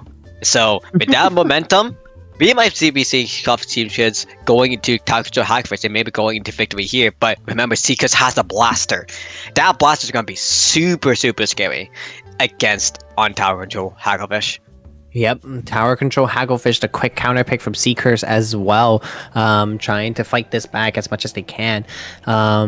But it is going to be, this is very normal coming out as well as a counter pick. A lot of people play this. It's a very stable map mode. There's decent flanks. There's decent map geometry. It just kind of helps with a lot of the weapons that I think both of these teams are playing. And if Coffee Dream Squids brings out that Dapple once again, I'm curious to see how they're going to make it work. Yeah, how they go and make it work is the question, but at the same time, we have the scoreboard. We can see who's checkmarked or who's ready or not, and that is going to be for the side of Coffee Dream Squids. They have everyone ready already, but on the side of Seekers, Tim Michi was ready and not ready, but now Temp's ready and not ready, so they might be going for a little bit of a change comp. Maybe, but. Maybe. We're gonna be interesting to see what they're gonna be changing up in this. Probably, maybe they'll bring back the blaster once again. Maybe, who knows? Maybe. Oh, it's gonna be the V Charger again. Huh? Yeah. What? Wait. What's kind of what's? Wait. No. Hold on. What is going on with people playing V Charger on tower? There's some propaganda going on. I'm missing out. You say that, but then look at the flings on Seekers too. What is this madness? This is a 1.0 comp, Dorian. We're back to 1.0 Splatoon here. Let's go. It's not just viable, but literally because of that, for right now, Coffee Cheap Chin is going to be one down, and Seekers going to be one down. It's going to be a trade-off back and forth. Once again, we all going to be seeing Neko on the blaster this time instead too. There's not going to be any blasts on Seekers instead. So really what we see right now is going to be a range battle, chip battle, but that's the freaking strikes going down. I mean, look, it's a fight between the old and the new, right? And then the VAC just stopping this checkpoint, stopping this ride, and then just forcing them back out. But, interestingly enough, that's just going to be Seekers' time for them to ride through this checkpoint. And I love what VG's doing, just taking a tower so that their teammates can bring through as much as they need to on front of them as well. Because you want to clear out that space before you want to get on that tower, but they're going to picked out by the Stuka there. Seekers are okay. They were trying to go off the maybe, but they can shoot a shot at the end. Last second is gonna be unfortunate for them. But we see for Seekers right now, they are trying to go for the right checkpoint. Kawa is going to be playing defense as well there too. But the Crab's gonna be alive there too. But the Crab's gonna get killed off as well. So for Seekers right now, we're gonna be seeing them doing a blast kill, but Kawa is gonna get the kill off, and that's gonna be the checkpoint. Could them? Ooh! They managed to get the checkpoint with a jump in as well. Was it worth it? I think so. The Neko just jumps on top of a bomb. And that's going to be Coffee Dream Squids, hopefully, their attempt on pushing this back. But Mayo has a crab ready already. And I just realized, Jorian, that Seekers does not have a cooler option right now. Lila, they don't care about cooler because they know how to play aggro. And because of that, they don't care about that, and they're going with pressure spam. We see that the missiles are going to be still alive. They're going to try to go for sneaking kills, but at the same time try to go for as much missiles as possible. Sam's is still just alive. They didn't know them at all. They're in a sliver of ink right now, man. But they didn't see the two people behind them. They focused on tower a little bit too hard, and that's going to be the checkpoint for Coffee Dream Squids to break and take the lead as well. Wavebreaker is going to secure that plat side just a little bit more, and the Zuka coming out with the double kill. Oh my goodness! By a sliver of of a missile kill, basically. They got the Zuka kill was able to connect, and Sushi is still gonna be alive on the tower. 28 ticks remaining on a point counter. Mishi trying to go into V1, but Neko able to just outblast them and get the win there. But Seeker's able to capitalize on the tower once again with 2 minutes and 13 seconds left on the clock. Who even knows he might come back with the VAC coming in play? Yeah, I mean, you're just trying to hold the mid paint to let your team go across, to let your team go through. But that's gonna be 2 down. That they did what it needed to do to try and let your team through. But the crab gets cancelled on the side of Seekers, and they just have to bring this up, like that second checkpoint, and go beyond further if they want to be able to take this lead here, Seekers. Yeah, literally now with Seekers getting more and more points right now. They're going to go to second check with the vacuum coming out as well. The only way they can start the vacuum going by sticking behind, and we are going to be seeing someone sticking behind. That's going to be Colin. But they stay alive. Ah, just a little bit too close, but that's gonna be free down for Coffee Dreams. That's gonna be a wipeout. They're still gonna be able to ride this checkpoint if it doesn't reset too quick. It does reset back to a 10, so they're gonna have to break this checkpoint once again, but they're just feeding in at the moment. Coffee Dream Squids, they have broken the checkpoint down to a 27. There is the lead. Free down once again on Coffee Dream Squids. They're desperate. They're really desperate. They're just trying to run in as much as they can onto the tower, and this might be it for Seekers to take this game down to 100-0, but no, they're gonna go 2 down. The Rage Blaster is putting in some work here. The VAC is not going to be alive as well. Neko trying their best to stay alive, to just battle. Suchi trying to battle to stay alive. The Mayo is trying to go and battle Neko, I think, on the side there. That's going to be Temps fighting the tower. Mishi's going to be on the right side of the tower. This is going to be bit of forward camp. Mayo and Temps together getting cut off by Color, and that's going to be a KO.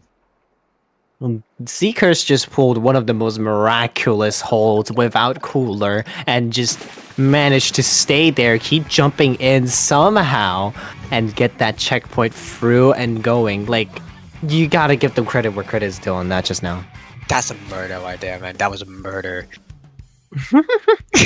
But with that is gonna be your speed ladder number 12, with the final match going to Seekers winning 2-1. Yep. And let's look at the top teams that are finished up here at the moment. Let me go see if I could see the full standings here. Hold